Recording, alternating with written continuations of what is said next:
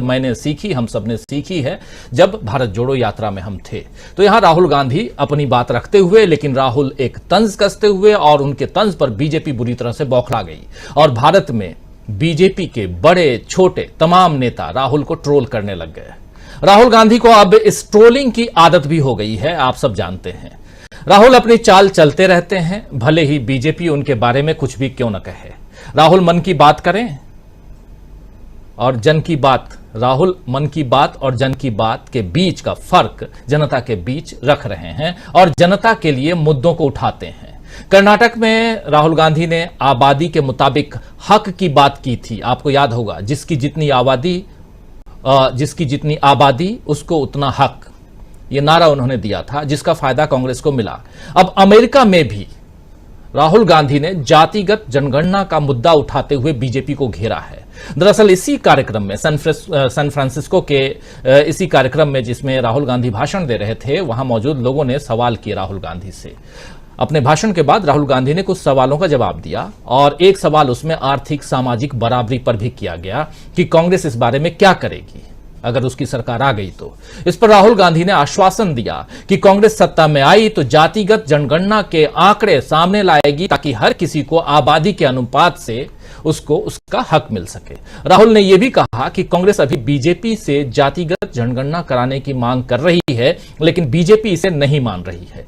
आइए जरा सुन लेते हैं बहुत इंपॉर्टेंट पहलू, बहुत इंपॉर्टेंट मुद्दा, जिसको राहुल गांधी देश में ही नहीं बल्कि अब विदेश में भी उठा रहे हैं और यह मैसेज देने की कोशिश कर रहे हैं कि जातिगत जनगणना क्यों जरूरी है और जिसकी जितनी आबादी उसको उतना हक की बात क्यों कर रहे हैं राहुल गांधी। सुनिए जरा। We are suggesting is when we were in government, we had carried out a caste census. And the idea behind the caste census was to take an X-ray of Indian society, right? To find out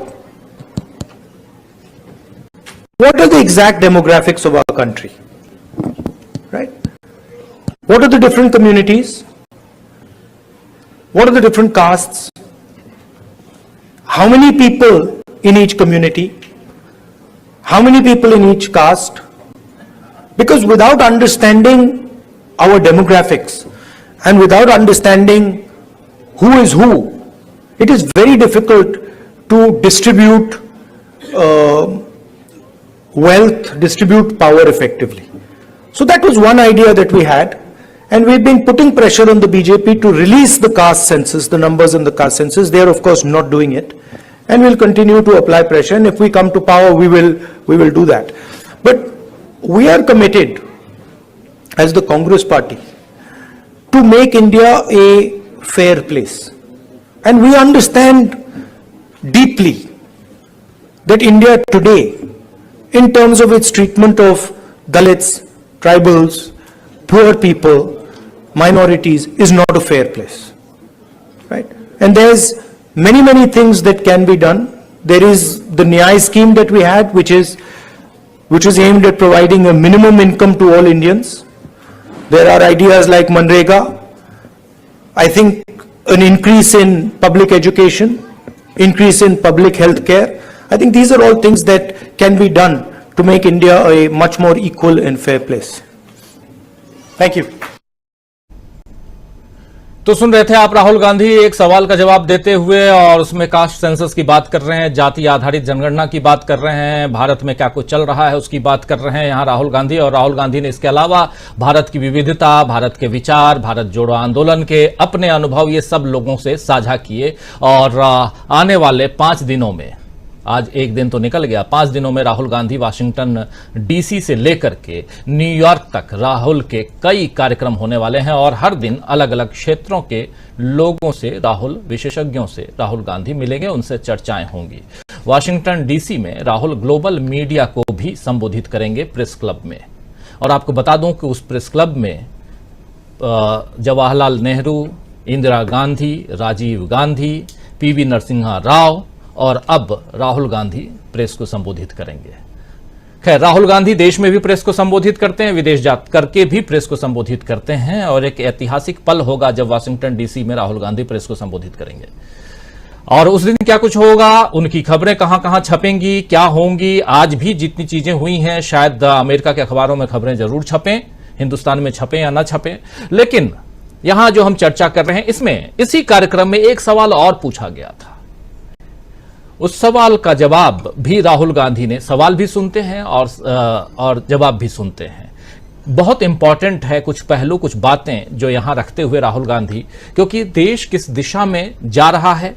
एक तो सत्ता पक्ष होता है दोस्तों, सत्ता पक्ष का काम सत्ता चलाना, देश चलाना, योजनाएं बनाना और सही दिशा में देश को लेके जाना। दूसरा पक्ष विपक्ष होता है जो नजरें टिकाए रखता है कि सत्ता पक्ष सही कर रहा है या नहीं कर रहा है। जो बातें अभी, दो बातें अभी हमने सुनाई, ये नजरें गड़ा करके और ये देखना दिखाना कि देखिए सत्ता पक्ष ये सही नहीं कर रहा है। जैसे पहली बाइट आपने सुनी जिसमें प्रधानमंत्री नरेंद्र मोदी के बारे में राहुल गांधी सीधा उनके ऊपर आरोप लगाते हुए, उनके ऊपर कटाक्ष करते हुए, तंज कसते हुए नजर आ रहे थे। लेकिन सच्चाई भी है, क्योंकि बहुत सारे ऐसे आप देखेंगे, अभी सोशल मीडिया पे जाइए, कई सारे वीडियो मिल जाएंगे आपको कि प्रधानमंत्री नरेंद्र मोदी ने क्या क्या बातें अतीत में कही हैं, पीछे कही हैं। लेकिन दूसरी तरफ कास्ट सेंसस 2011 2021 चला गया। आपको पता है कि 10 साल बाद हमारे यहां, हम अपने देश में हर 10 साल पे जनगणना होती है। अभी कहां है, लोग इंतजार कर रहे हैं। आप छोड़ दीजिए जाति आधारित जनगणना की बात, लेकिन ये तीसरा बहुत महत्वपूर्ण सवाल जो पूछा जा रहा है, पहले आप सवाल सुनिए, फिर उसका जवाब सुनिए, फिर चर्चा आगे बढ़ाएंगे। सुनिए जरा। Thank you so much for your win in Karnataka. You've made a lot of people very, very happy. We've literally cried tears of joy. So thank you. So my question for you would be: we have a lot of students who helped out here today. We really feel passionately for your cause, and which is our cause now. But what would you say to us? We want to go back to India. We want to represent our country, but we see how the athletes, the youth, the wrestlers, in recent times are being treated. It's very undignified. We feel very discouraged. So what would you say to us to kind of bring the sense of wanting to go back out there for our country? Yeah, please realize that there's a huge distortion. India is not what the media shows. The media likes to show, a particular narrative. It likes to promote a particular narrative. That is actually not what is going on in India. Right? It was very clear to me in the Yatra. It's in the media's interest to project these things. It helps the BJP. Right? So don't think that everything you see in the media is the truth. And as a young person, your country needs you, right? And your skills and your energy will be very useful to your country. So if you feel like going back, do go back and help out. तो ये एक student, एक छात्रा के सवाल का जवाब दे रहे थे राहुल गांधी और रेसलर्स के साथ, यानी कि अपने देश में, यहां भारत में पहलवानों के साथ, महिला पहलवानों के साथ जो कुछ हो रहा है उसका जिक्र, उसका सवाल और उसके सवाल के जवाब में। और मैं जब जाऊंगी, अगर इंडिया जाती हूं तो क्या, ये सब आपने सुन लिया। तो उसके जवाब में राहुल गांधी यहां अपनी बात रख रहे थे और वहां मीडिया को घेरते हुए राहुल गांधी नजर आए कि क्या कुछ चल रहा है, ये आपने सुन लिया। तो कुल मिलाकर दोस्तों, बीजेपी अभी से इसे देश विरोध का मुद्दा उठा करके सियासत शुरू कर सकती है, इस हिसाब से कि प्रधानमंत्री के ऊपर आप हमला करते हैं, आप विदेश जाकर के भारत के बारे में, भारत के मीडिया के बारे में, भारत में बीजेपी के बारे में आप तमाम बातें कर रहे हैं और ये हो भी रहा है, सुबह से हो रहा है। लेकिन क्या राहुल गांधी के आगे बीजेपी के बनाए हुए मुद्दे जो हैं वो टिक पाएंगे? ये बड़ा सवाल है। आइए इन सवालों का जवाब ढूंढने की कोशिश करते हैं। राहुल गांधी जो सवाल यहां लेकर आ रहे हैं, जो बातें यहां रख रहे हैं, आने वाले 5 दिनों में, 6 दिन की उनकी यात्रा है, 5 दिनों में अभी और भी कई सारे सवाल आएंगे, बहुत सारी बातें आएंगी और उन बातों सवालों के बीच, क्योंकि back to back Rahul Gandhi के प्रोग्राम्स हैं और लोग सवाल पूछेंगे, उनका जवाब राहुल देंगे और जब राहुल जवाब देंगे तो यहां बीजेपी को नागवार गुजरेगा और हमलावर होगी। इसलिए आज दिन भर यही चल रहा है कि राहुल गांधी ने कैसे देश का अपमान किया। क्या ये मुद्दे जो बीजेपी बना रही है, ये मुद्दे अब आने वाले समय में टिक पाएंगे? क्या देश की जनता हकीकत से दूर रहेगी या हकीकत को समझेगी, अनजान रहेगी? समझने की कोशिश करते हैं। चलिए, हमारे साथ एक बड़ा पैनल इस वक्त मौजूद है, सबसे आपका परिचय करवाता हूं और इस कार्यक्रम को आगे बढ़ाते हैं। देखिए, इस वक्त हमारे साथ 8 वरिष्ठ जनों का पैनल मौजूद है और सबसे बड़ी बात है कि आज हमारे साथ सीधे न्यूयॉर्क से, यूनाइटेड स्टेट ऑफ अमेरिका से वरिष्ठ पत्रकार सलीम रिजवी साहब मौजूद हैं। सलीम भाई, आपका स्वागत करता हूं इस कार्यक्रम में। और हमारे साथ जैन जी हमारे साथ हैं, यहाँ हमारे साथ जुड़े हुए हैं प्रोफेसर अखिल स्वामी जी, प्रोफेसर रविकांत जी हमारे साथ हैं, हमारे साथ प्रशांत टंडन जी हैं, हमारे साथ डॉक्टर दीपक पाचपोर जी हैं, अमलेंदु उपाध्याय जी हैं और यहाँ स्टूडियो में हमारे खास वरिष्ठ साथी शकील अख्तर जी मौजूद हैं। आप सबका स्वागत करता हूं इस कार्यक्रम और स्वागत इस्तकबाल आप तमाम दोस्त साथी शुभचिंतक आप सबका जो अब तक जुड़ चुके हैं, जो जुड़ने वाले हैं। खास दिन, खास कार्यक्रम और न्यूज पॉइंट में चर्चा यही करने की कोशिश करेंगे कि राहुल गांधी जिन मुद्दों को उठा करके अमेरिका में रख रहे हैं, भारत के बारे में, प्रधानमंत्री नरेंद्र मोदी के बारे में, उनकी सरकार के बारे में, क्या वो मुद्दे यहां बीजेपी उन मुद्दों को आगे अपने विरोध में लेके जा पाएगी?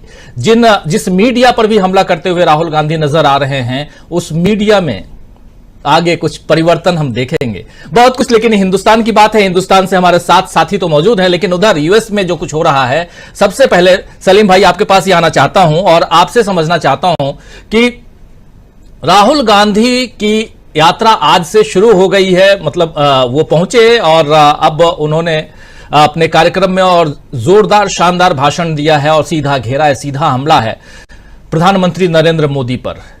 किस रूप में अमेरिका में जो एनआरआईज हैं वो इसको ले रहे हैं और राहुल गांधी की इस यात्रा को लेकर के अमेरिका में क्या हलचलें हैं वो भी जरा आप बताइए। और अब तो राहुल गांधी यहां से वाशिंगटन डीसी और न्यूयॉर्क भी आने वाले हैं, न्यूयॉर्क में बहुत बड़ा कार्यक्रम होने जा रहा है, उसको लेकर क्या तैयारियां हैं, जरा ये सब बताइए। जी शुक्रिया राजीव जी। ये लगता है जहां पे कैम्ब्रिज में छोड़ा था राहुल जी ने, राहुल गांधी साहब ने, तो वहीं से ये शुरुआत करी है यहाँ पे। और यहाँ खासा जोश है, जैसा आपने देखा वहां पे जो सभा चल रही थी और न्यूयॉर्क में भी जगह जगह पे जो है वो इनके पोस्टर्स लगे हुए हैं। यहाँ के जो अखबार हैं वहां पे विज्ञापन बाकायदा बड़े अच्छे तरीके से लगाए गए हैं और सॉरी, खासा जोश है। ये कहा जाए कि भाई भारत जोड़ो यात्रा के बाद से यहाँ जो इमेज है राहुल साहब की, तो वो काफी बेहतर हुई है और इंटरैक्शन में भी आपने देखा होगा कि किस तरह से लोग इंटरेस्ट लेके और घंटों से पहले इवेंट से जो है लाइन लगाए हुए थे और बड़ा उत्साह है, मैं कहूंगा। कुछ चल रहा है, जरा ये भी बताइए, क्या 4 तारीख को न्यूयॉर्क में जो कार्यक्रम है उस कार्यक्रम को लेकर के क्या कुछ चल रहा है? देखिए, यहाँ एक बड़ा सा हॉल है, जेकब जावेद सेंटर, तो उसमें ये कार्यक्रम है। मेडिसन स्क्वायर गार्डन की बात चल रही थी लेकिन ये है, और ये खासा बड़ा हॉल है ये भी, और इसमें काफी इवेंट्स होते रहे हैं और इसमें एक ये कहा जा रहा है कि 5000 तक की जो लिमिट है, खासकर ये जगह बढ़ चुकी, करीब 10 दिन पहले ही से पूरा ये जिसे कहते हैं कैपेसिटी फुल हो गई और अब ये कहा जा रहा है कि भाई अब जो आएंगे तो उनको शायद इंतजार करना पड़े और कुछ स्क्रीन का शायद कोई इंतजाम हो बाहर कि वो स्क्रीन लगाएं और जिसमें लोग बाहर देख सके। तो ये खासा दिखाई दे रहा है कि भाई बड़ा अच्छा एक बड़ा इवेंट होगा और जोश भी है लोगों में यहाँ। सलीम भाई बने रहिए आप, हम जरा अपने और भी साथियों के बीच आते हैं और उनके जरिए भी जरा सबसे पहले प्रोफेसर अखिल स्वामी जी आपसे समझना चाहूंगा, आप भी सुबह से देख रहे हैं और यहाँ हिंदुस्तान में जो कुछ चल रहा है, सीधा हमला हो रहा है प्रधानमंत्री नरेंद्र मोदी के ऊपर टिप्पणी और उसके बाद से बीजेपी हमलावर हो गई और तमाम बीजेपी के बड़े छोटे नेता जो हैं वो बाहर निकल आए और इस पर राहुल गांधी पर जो भी है प्रतिक्रियाएं दे रहे हैं। किस रूप में इसको देखा जाए? यहाँ हिंदुस्तान में कहा यही जाता है कि राहुल गांधी जब भी विदेश जाते हैं देश का अपमान करते हैं और ये नैरेटिव लग रहा है कि सेट करने की कोशिश हो रही है हिंदुस्तान में, इसको किस रूप में देखा जाए? देखिए राजीव जी, मैं जो राहुल जी की सबसे अच्छे सुना उसमें जब उन्होंने कहा कि भगवान के सामने अगर मोदी जी जाएंगे तो उनको समझाने लगेंगे, तो मैं कल्पना कर रहा था राजीव जी, हमारे हिंदू धर्म में 3 भगवान माने गए हैं, विष्णु महेश। अगर ना कर रहा था कि अगर मोदी जी ब्रह्मा विष्णु महेश के सामने बैठ जाएं तो पहले तो कहेंगे कि तुम लोग कुछ बोलोगे नहीं, मैं बोलूंगा, मन की बात सुनो। और उसके बाद ब्रह्मा जी से कहेंगे, ये ब्रह्मा जी तुमने ये सृष्टि ठीक नहीं बनाई, अगर तुमने सृष्टि ठीक बनाई होती तो इसमें हरे रंग के पत्ते क्यों रखे, सारे पत्ते जो हैं वो भगवा होने चाहिए थे, पूरा विश्व जो है वो भगवा होना चाहिए था, ये हरे का स्थान तुमने क्यों रखा, और ये पत्तियां तुमने हरी कर दी, तो इसका माने तुमने हिंदू धर्म के साथ अन्याय किया और हिंदू धर्म की भावनाओं को ठेस पहुंचाई। फिर वो भगवान विष्णु से कहते, अच्छा प्रश्न पूछने नहीं देते, बोलने तो देते नहीं, वो भगवान विष्णु से कहते, अरे तुम कैसे पालनहार हो, मुगलों ने शासन किया, इतना अत्याचार किया, वो अंग्रेजों की बात ना करते, वो अंग्रेजों के समय को भूल जाते, वो मुगलों की बात करते और उसके बाद तुरंत आ जाते पंडित जवाहरलाल नेहरू और महात्मा गांधी पर कि ऐसे लोगों को भगवान ने सत्ता कैसे सौंप दी। फिर वो महादेव से कहते कि महादेव, आपको माना जाता है कि आप जो है सृष्टि का अंत करते हो और आप संहार करते हो। अरे तुम क्या संहार करते हो महादेव, संहार तो मैं करता हूं। मैंने देखो बेटियों को जंतर मंतर पे कैसे घसीट के, मैंने किसान को 13 महीने कैसे दिल्ली के चारों तरफ घेर के रखा। महादेव, मैं तुमसे ज्यादा शक्तिशाली हूं। और मैं ये कल्पना कर रहा था, जो राहुल गांधी ने ये आज बात सुनी, देखिए हम लोग जो है हिंदू धर्म को मानने वाले लोग, हम ये मानते हैं कि हम सृष्टि के सामने और भगवान के सामने मिट्टी समान है, धूल समान है। और ये वो व्यक्ति है जो कहते हैं, और इनके भक्त ये कहते हैं कि ये श्री राम को लेके आए हैं, ये श्री राम को इन्होंने घर दिलाया है। ये वो लोग हैं जिनमें अहंकार इतना ज्यादा बढ़ गया है कि हिंदू धर्म की भावनाओं को ठेस पहुंचाते हैं, हमारी भावनाओं को ठेस पहुंचाते हैं और कहते हैं ये हिंदू धर्म वाले हैं। वास्तविकता में जो राहुल गांधी ने ये जो आज एक प्रकार का एक मर्म छुआ है, अरे आप जो हैं अपने को समझते क्या हैं, आप अपने को ज्ञानी समझते हैं। देखिए मैं प्रोफेसर हूं, रविकांत जी प्रोफेसर हैं, फाइनेंस इकोनॉमिक्स के बारे में मेरे को बहुत कम ज्ञान है।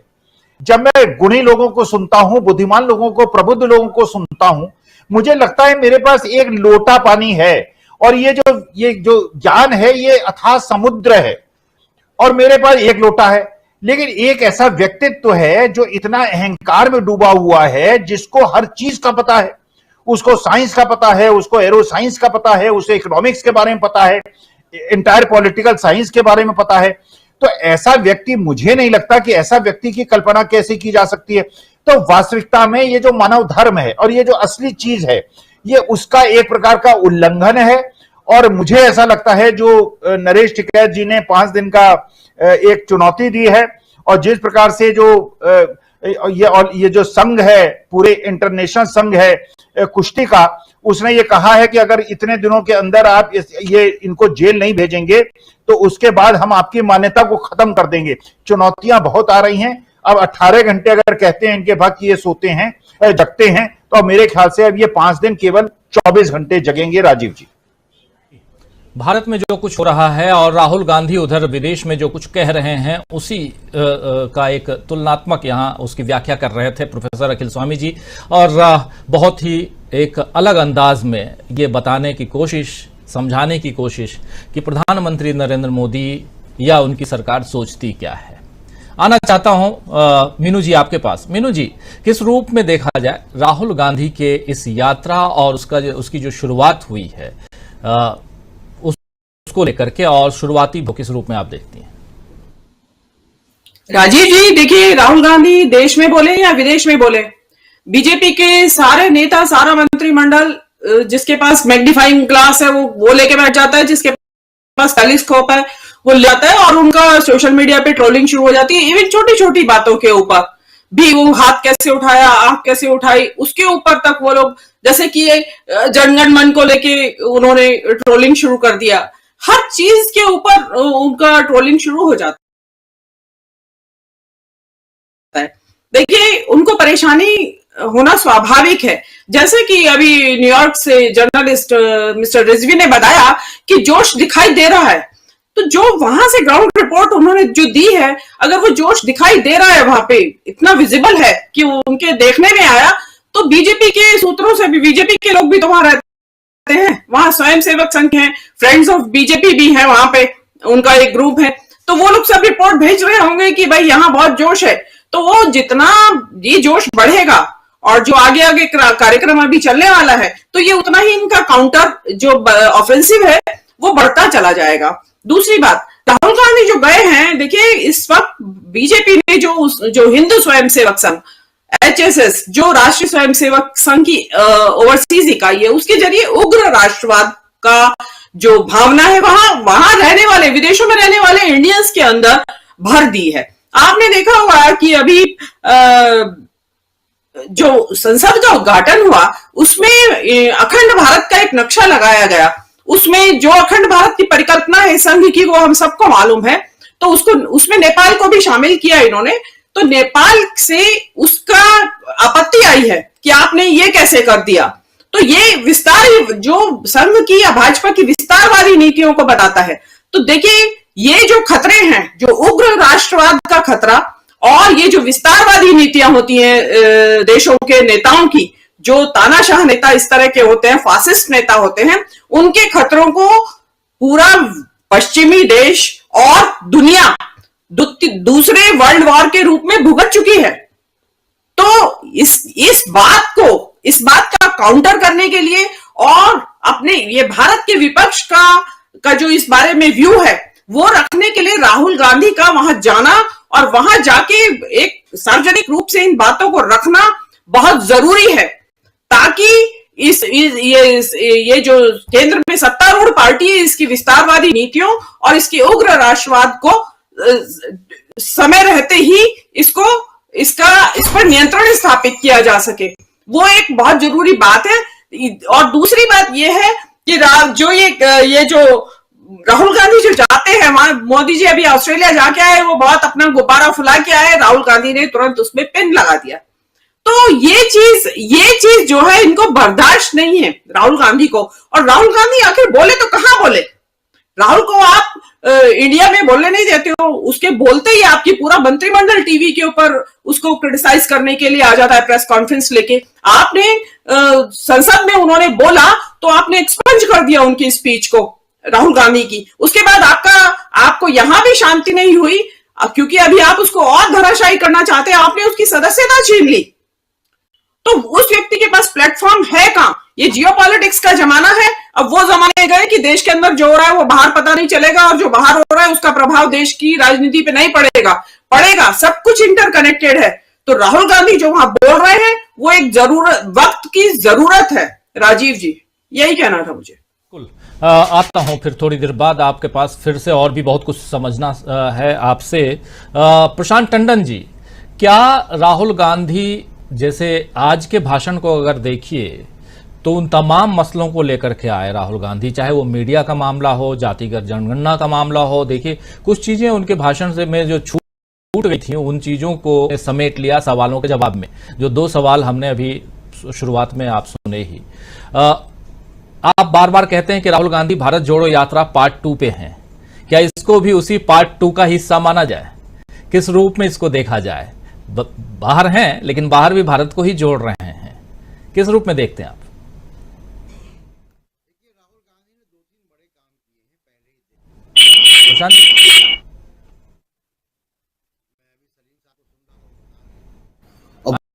बहुत सामान्य दर्शकों, प्लीज अनम्यूट कीजिए। मैं अनम्यूट हूँ। ठीक है, आवाज।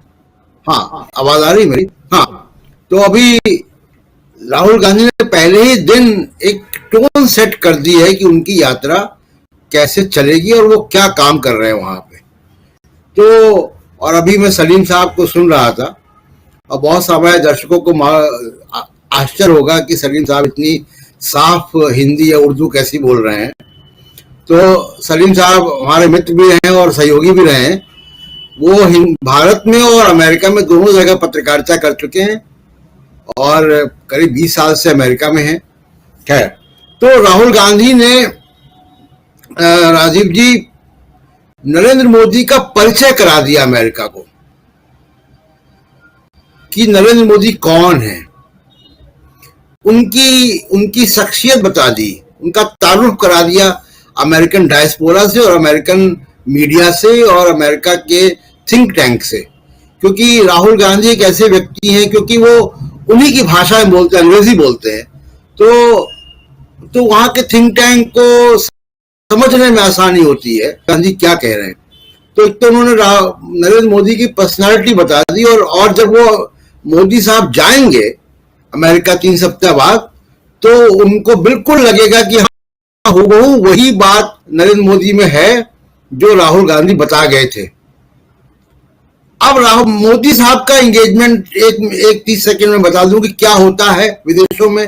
अभी हम ऑस्ट्रेलिया गए थे, कोई ऑफिशियल एंगेजमेंट नहीं था क्योंकि मीटिंग कैंसिल हो गई थी। 1-on-1 मीटिंग किसी भी देश में आप जाएंगे ऑफिशियल टूर पे तो हो जाती हैं।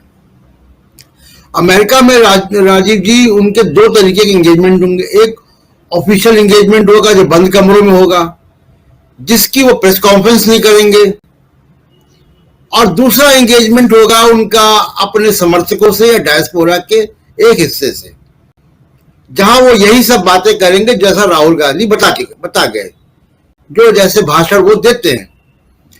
तो जो अमेरिकन सोसाइटी है, अमेरिकन मीडिया है, जो अमेरिकन थिंक टैंक है, जो अमेरिका के पब्लिक ओपिनियन को इन्फ्लुएंस करता है, मोदी साहब उससे कभी इंटरेक्ट नहीं करते, ना पीछे कभी किया है ना आगे कभी करेंगे। उसकी वजह क्या है वो मोदी साहब खुद तलाशें या उनकी टीम के लोग तलाशें। क्योंकि आपको याद होगा कि कभी भी हमारे प्रधानमंत्री जब बाहर गए हैं तो वहां के यूनिवर्सिटीज में जाते हैं, वहां के लोगों से मिलते हैं। मोदी साहब ने कभी नहीं किया। वो या तो गुजरातियों से मिलते हैं वहां जाके, या जो ऑफिशियल एंगेजमेंट होता है वो करते हैं। अब इंपॉर्टेंट बात यह है राजीव जी कि 3 करोड़ से ऊपर, करीब 3.25 करोड़ भारतीय पूरी दुनिया में हैं और इंपॉर्टेंट रोल प्ले कर रहे हैं। अमेरिका में वाइस प्रेसिडेंट कमला हैरिस भारतीय मूल की हैं, इंग्लैंड का प्राइम मिनिस्टर भारतीय मूल का है, कनाडा में 4 कैबिनेट मंत्री भारतीय मूल के हैं, गूगल का सीईओ भारतीय है, माइक्रोसॉफ्ट का सीईओ इंडियन है, यूट्यूब का सीईओ इंडियन है, ट्विटर के सीईओ इंडियन थे थोड़े समय पहले तक, वर्ल्ड बैंक में तमाम जगह पे भारतीय हैं। इंडियन डायस्पोरा विदेश नीति को, भारत के प्रति विदेश नीति को इन्फ्लुएंस करता है अमेरिका में। एक ये बात। दूसरी बात यह है कि कांग्रेस का भारतीय डायस्पोरा में एकाधिकार था, बीजेपी वहां नई आई है। फ्रीडम मूवमेंट का बहुत बड़ा हिस्सा विदेशों में लड़ा गया। इंग्लैंड में इंडिया हाउस एक अड्डा था, तमाम अमेरिका में पॉलिसी इन्फ्लुएंसेस जो है वो होते रहे। कांग्रेस ने वो जमीन छोड़ी और बीजेपी ने वहां एक्वायर की। अब क्या है कि जो 2nd generation 3rd generation American हैं वो राहुल गांधी से ऑफकोर्स रिलेट करें, क्योंकि उनकी जो वैल्यूज है वो एक डेमोक्रेटिक सोसाइटी में बड़े हुए हैं, तो वो राहुल गांधी से करेंगे। बहुत से लोग हैं जो कि हाउसवाइफ्स हैं या बिजनेस में गए हैं, वो लोग जरूर मोदी साहब से रिलेट करेंगे हिस्सा। अब अमेरिकन डायस्पोरा बहुत डिवाइडेड है, जितना भारतीय डिवाइडेड है, और यहां से तमाम वो सड़ी गड़ी वैल्यूज भी मिलेंगे। 1 मिनट में अपनी बात खत्म करूंगा राजीव जी। राहुल गांधी ने जो ये बात की है कास्ट सेंसस की, क्यों वो अमेरिकन को रिलेट करेंगे उससे? अमेरिकन सिस्टम में और खासकर डायस्पोरा, सलीम साहब ज्यादा बताएंगे, चिंतन है इस बारे में। वो दबाव डालते हैं गूगल, माइक्रोसॉफ्ट वगैरह में, फेसबुक में, इंडियन कास्ट सिस्टम को समझाने की, सेंसिटाइजेशन की बातचीतें होती है, प्रेजेंटेशन होते हैं। वहां एक संस्था इक्वलिटी लैब्स, अंबेडकराइट्स वहां पे बहुत बड़ी संख्या में और ताकतवर हैं, इक्वलिटी लैब्स है, वो वहां पे काम कर रही है। उन लोगों ने इतना काम किया, आप सोचे कि मामूली बात है कि यूनिवर्सिटी ऑफ कैलिफोर्निया में नियम बदलवा दिया और जातिगत भेदभाव जो है वो रंग भेद के बराबर माना जाता है। इतना ताकतवर है भारतीय जो गैर भाजपा डायस्पोरा है अमेरिका में, राहुल गांधी एड्रेस कर रहे हैं। तो इसलिए राहुल गांधी की ये विजिट एक नए तरीके का एंगेजमेंट अमेरिकन सिस्टम से करेगी। और जाहिर सी बात है कि अमेरिका में प्रोग्रेसिव गवर्नमेंट है, तो उनके बहुत अच्छे रिश्ते, जैसे कमला हैरिस है, या मान लीजिए कि जयपॉल है सेनेटर, या तमाम सारे जो इंडिया फ्रेंडली सेनेटर्स हैं, उनको राहुल गांधी की बातें समझ में आएंगी। इसलिए बहुत जरूरी था कि राहुल गांधी ने जो मोदी साहब का परिचय कराया है उसको हंसी मजाक मत समझिए। उन्होंने एक बड़े अमेरिकन एस्टैब्लिशमेंट को एक मैसेज दिया है कि इंडियन प्राइम मिनिस्टर क्या है, और इसका असर होगा जब मोदी साहब जाएंगे। राजीव जी। जी प्रोफेसर रविकांत जी, इंडियन प्राइम मिनिस्टर का एक परिचय राहुल गांधी के जरिए, सर्वज्ञानी प्राइम मिनिस्टर हमारे आने वाले हैं 3 सप्ताह बाद अमेरिका, और उससे पहले राहुल गांधी वहां पहुंचे हैं और बातें अपनी रख रहे हैं और तमाम बातों को रख रहे हैं। न सिर्फ प्रधानमंत्री नरेंद्र मोदी का परिचय करवा रहे हैं, बल्कि भारत में मीडिया का क्या हाल हो रखा है ये भी बता रहे हैं, कास्ट सेंसस से लेकर नॉर्मल सेंसस तक की बात कर रहे हैं, और इक्वालिटी से लेकर के तमाम ऐसे मसलों को रख रहे हैं। और एक ही भाषण में उन्होंने सारी चीजों को खोल कर रख दिया राहुल गांधी ने। क्या एक जो राहुल गांधी वहां से विदेश में, जो हिंदुस्तान में कहा जा रहा है कि राहुल विदेश जाके विदेश में भारत को बदनाम करते हैं, अपमान करते हैं भारत का, लेकिन जो एक सही पिक्चर है आप यहां अगर नहीं दिखाते हैं, यहां भी हालांकि तमाम बातें करते तो हैं, लेकिन यहां मीडिया के जरिए अगर उस हिसाब से नहीं आता है, तो जब बाहर कल सुबह के अखबार में न्यूयॉर्क टाइम्स या वाशिंगटन डीसी से निकलने वाले अखबार, सलीम साहब और अच्छे से बताएंगे किन किन अखबारों में क्या क्या छपा, सुबह का समय है उनके यहाँ, तो उनको ज़्यादा बेहतर पता होगा। तो ये जो चीज़ें हैं ये जब यहाँ रिफ्लेक्ट करेंगी तो क्या इसका एक पॉलिटिकल इन्फ्लुएंस भी होगा? क्या यहाँ पॉलिटिकली जो लोग हैं, जो वोटर्स हैं, मतदाता हैं, उनके ऊपर भी इसका असर दिखाई देता है? क्योंकि प्रधानमंत्री नरेंद्र मोदी, ये सवाल इसलिए कर रहा हूं कि प्रधानमंत्री नरेंद्र मोदी अभी ऑस्ट्रेलिया गए थे, ऑस्ट्रेलिया में इंडियन डायस्पोरा को उन्होंने संबोधित किया। वो जाते हैं दूसरे देशों में जहां भी जाते हैं, लेकिन एक जगह खाली थी जिसको भरने की कोशिश या उस प्रधानमंत्री के उसमें सुराख करने की कोशिश जरूर कर रहे हैं राहुल गांधी। वहां ऐसे लोग भी हैं जो पहले कांग्रेस को पसंद करते थे, वो छिटक गए थे या बिदक गए थे, वो अब आ रहे हैं राहुल गांधी के साथ, ये तो साफ दिखाई दे रहा है। तो क्या एक चेंज नजर आ रहा है? निश्चित रूप से राजीव जी, लेकिन बड़ा आश्चर्यजनक बात है कि अपमान की बात वो लोग कर रहे हैं जो पिछले 1 दशक से राहुल गांधी, उनकी मां सोनिया गांधी, प्रियंका गांधी, कांग्रेस पार्टी के तमाम लोग और हम और आप जैसे साधारण किस्म के लोगों को भी जिस तरह से वो गालियां देते हैं, 2 रुपए में ट्वीट करते हैं, वो राहुल गांधी से ये कह रहे हैं कि वो अपमान कर रहे हैं। नंबर 2, राहुल गांधी ने ये जो व्याख्यान दिया है, मेरी अपनी जितनी समझ है, मुझे लगता है जितने मैंने राहुल गांधी के व्याख्यान सुने हैं उसमें सबसे प्रबुद्ध व्याख्यान उनका था। और जितनी पैनी आलोचना उन्होंने की है, मैं एक एक शब्द को गौर से सुन रहा था कि प्रोफेसर, बड़े बड़े पत्रकार, बड़े बड़े बुद्धिजीवी भी उतनी पैनी आलोचना नहीं करते जितनी पैनी आलोचना राहुल गांधी ने की।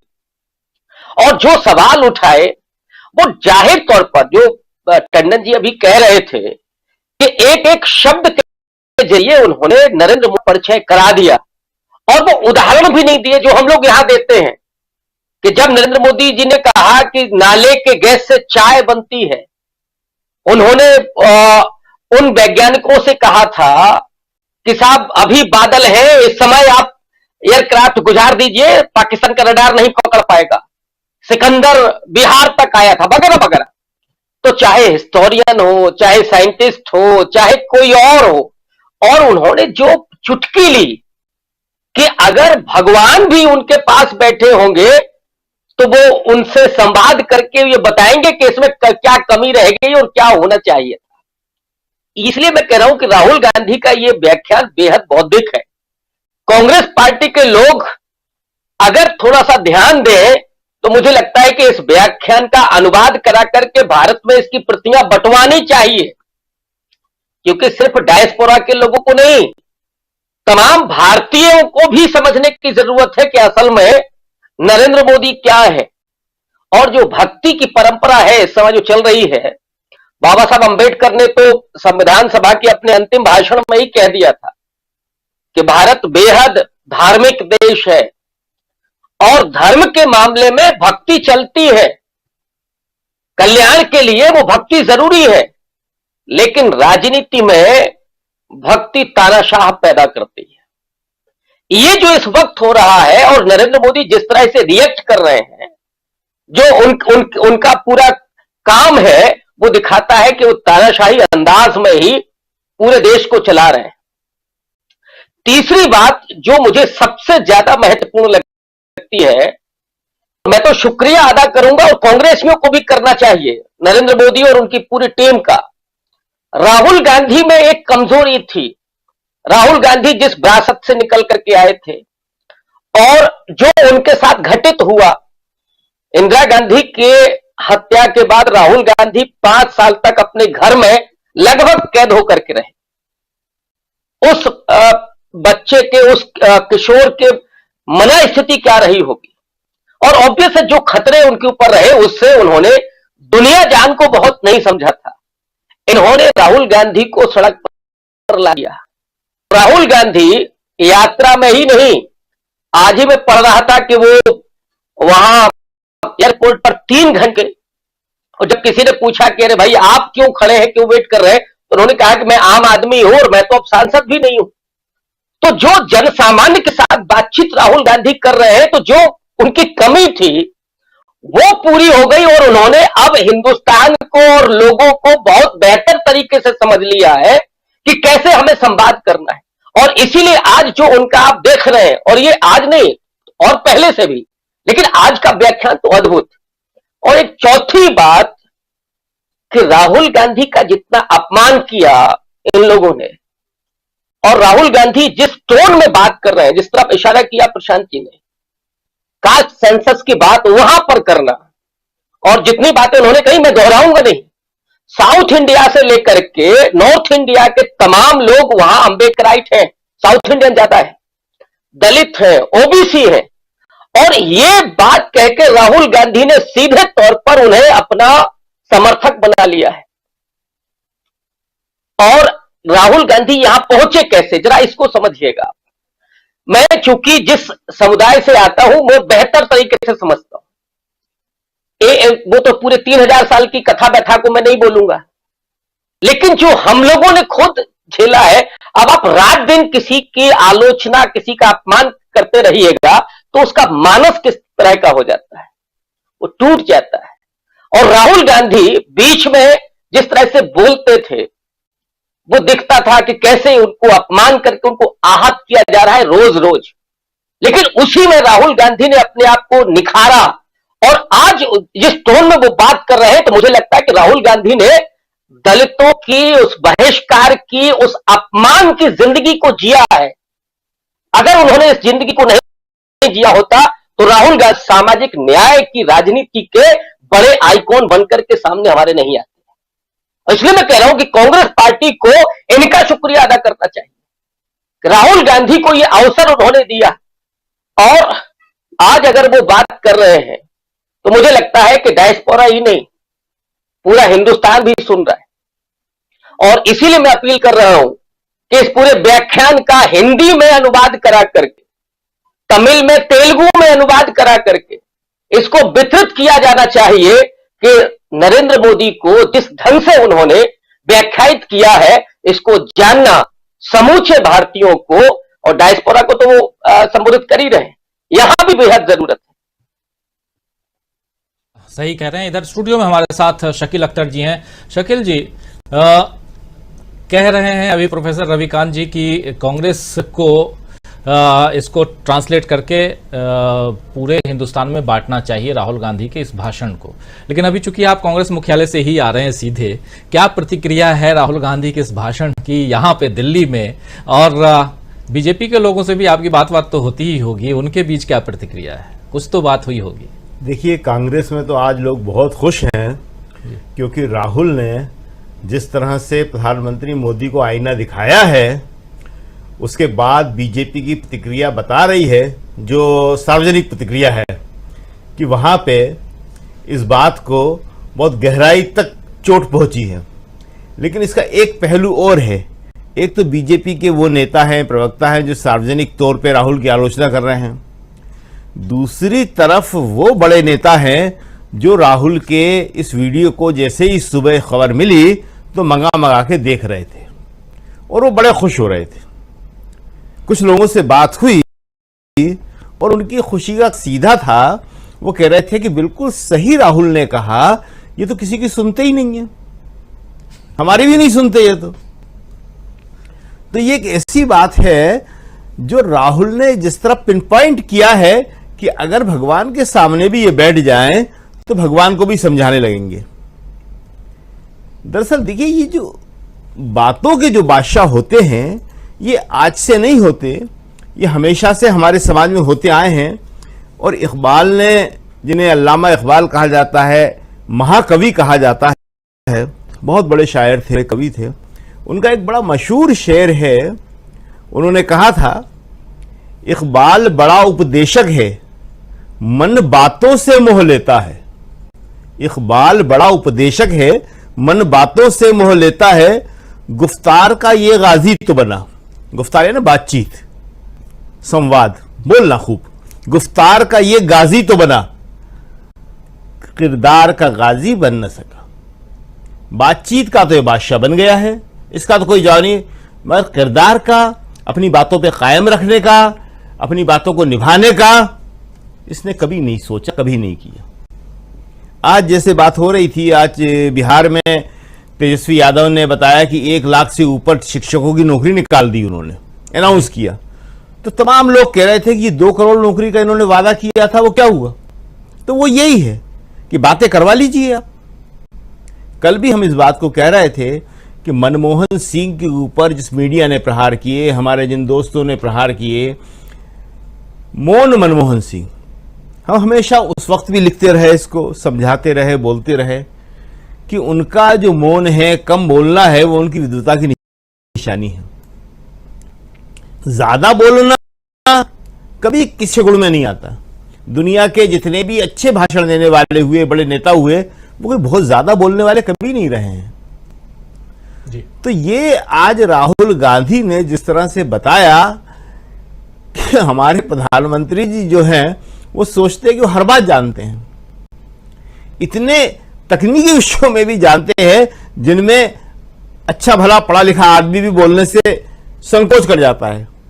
कहते हैं ना कि पढ़ा लिखा आदमी हर विषय को सोच समझ के बोलता है, उसकी सीमाएं होती हैं, लेकिन जिनको कुछ भी बोलना है वो कुछ भी बोल सकते हैं। और ये जो बात है ये आज बीजेपी के लोगों को काफी खुश करने वाली साबित हुई, क्योंकि बीजेपी के लोगों की एक बड़ी शिकायत है कि 9 साल से हम सत्ता में हैं, लेकिन उस सत्ता में जो हमें सम्मान मिलना चाहिए था वो नहीं मिला। और ये सही बात है। वाजपेयी जी के राज में बीजेपी के नेता सारे के सारे बड़ी अच्छी स्थिति में होते थे। उसके बाद जब मनमोहन सिंह का राज आया तब भी उनके सम्मान में कोई कमी नहीं आई। लेकिन आज जो है 2 या 3 नेताओं के अलावा किसी और नेता को बीजेपी के अंदर कोई सम्मान मिलता हो, कहना बड़ा मुश्किल है। बड़े बड़े नेता जो हैं वो भी एक कोने में पड़े हुए हैं। आपने अभी नई पार्लियामेंट का उद्घाटन देखा, वहां क्या कोई और नेता किसी को दिखाई दे रहा था? पूरे दिन भर का कार्यक्रम चला वहां पे मोदी जी, मोदी जी और मोदी जी। उसके अलावा किसी और नेता के ऊपर 1 मिनट के लिए भी कोई कैमरा नहीं आ पाया। तो आज की स्थिति में राहुल गांधी जो हैं वो देश को ये बता रहे हैं, वो हिंदुस्तान में भी यही बात कहते हैं, वो विदेश में भी यही कहते हैं। और अभी जैसा आपने बताया कि वो एक बड़ी प्रेस कॉन्फ्रेंस वहां संबोधित करने वाले हैं, तो हमारे प्रधानमंत्री जी तो उन्होंने रिकॉर्ड बनाया है, आज तक इतना कोई प्रधानमंत्री विदेश गए ही नहीं है। लेकिन कभी उन्होंने कोई प्रेस कॉन्फ्रेंस नहीं की, न देश में न विदेश में, किसी सवाल का जवाब नहीं दिया। राहुल यहां भी करते हैं, राहुल वहां भी करते हैं। और जो सबसे खास बात है, बड़े सहज तरीके से आज आपने पूरा भाषण देखा, इतने बड़े भाषण में वो कहीं भी नाटकीय नहीं, सीधी सरल भाषा में कंटेंट के साथ अपनी बात कह रहे थे। और आज देश को इसी की जरूरत है। आप देखिए कि पूरी बीजेपी दिखावे के तौर पे और मीडिया खास तौर से राहुल के पीछे पड़ गया है। ऐसे ऐसे आरोप लगाए जा रहे हैं कि जिसका कोई मतलब नहीं है। वो सीधे कह रहे हैं कि राहुल ने यह बोल दिया, वो बोल दिया। राहुल ने क्या बोला है? राहुल ने एक सामान्य बात बोली है कि भाई कोई भी आदमी हर विषय में नहीं जान सकता है। हर विषय में बोलने के लिए भारत के पास एक से एक विद्वान है। इतिहास के बारे में है, साइंस के बारे में है, दूसरी चीजों के बारे में है। मतलब आप ये भी बता सकते हैं कि राडार कैसे काम करता है, तो ये बड़ी आश्चर्यजनक बात है। एक साइंस का ही दूसरा आदमी, केमिस्ट्री का आदमी भी इस विषय में चुप रहेगा। एक मैथ का आदमी भी चुप रहेगा इस विषय में, वो नहीं जानता कि ये क्या होता है, लेकिन आप ये भी बता देते हैं। तो ये सारी जो चीजें हैं जो राहुल ने बताई हैं, इसको लेके देश के जितने भी पढ़े लिखे वर्ग हैं, समझदार लोग हैं और सामान्य वर्ग भी हैं, वो इसको ठीक समझ रहे हैं, मान रहे हैं कि ये बात सही है। हम लोग भी अपने घर में, परिवार में, जो जिस प्रोफेशन में है उसमें वही बात बताता है जो वो जानता है, और यही अच्छी बात होती है। जी राजीव जी, बिल्कुल बिल्कुल। एक बार फिर से आना चाहता हूं सलीम रिजवी जी के पास में, और एक आध सवाल के लिए, और फिर आता हूं डॉक्टर दीपक पाचपोर जी आपके पास। सलीम साहब, आपसे ये समझना चाहता हूं कि प्रधानमंत्री नरेंद्र मोदी अब 3 हफ्ते बाद 20-21 को पहुंचेंगे अमेरिका, और उससे पहले राहुल गांधी का वहां पहुंचना, ये क्या मायने रखता है? इसको लेकर भी कोई चर्चा है क्या? और इंडियन डायस्पोरा में और उसके अलावा जो अमेरिकन्स हैं उनके बीच प्रधानमंत्री की यात्रा को लेकर के भी चर्चा है क्या?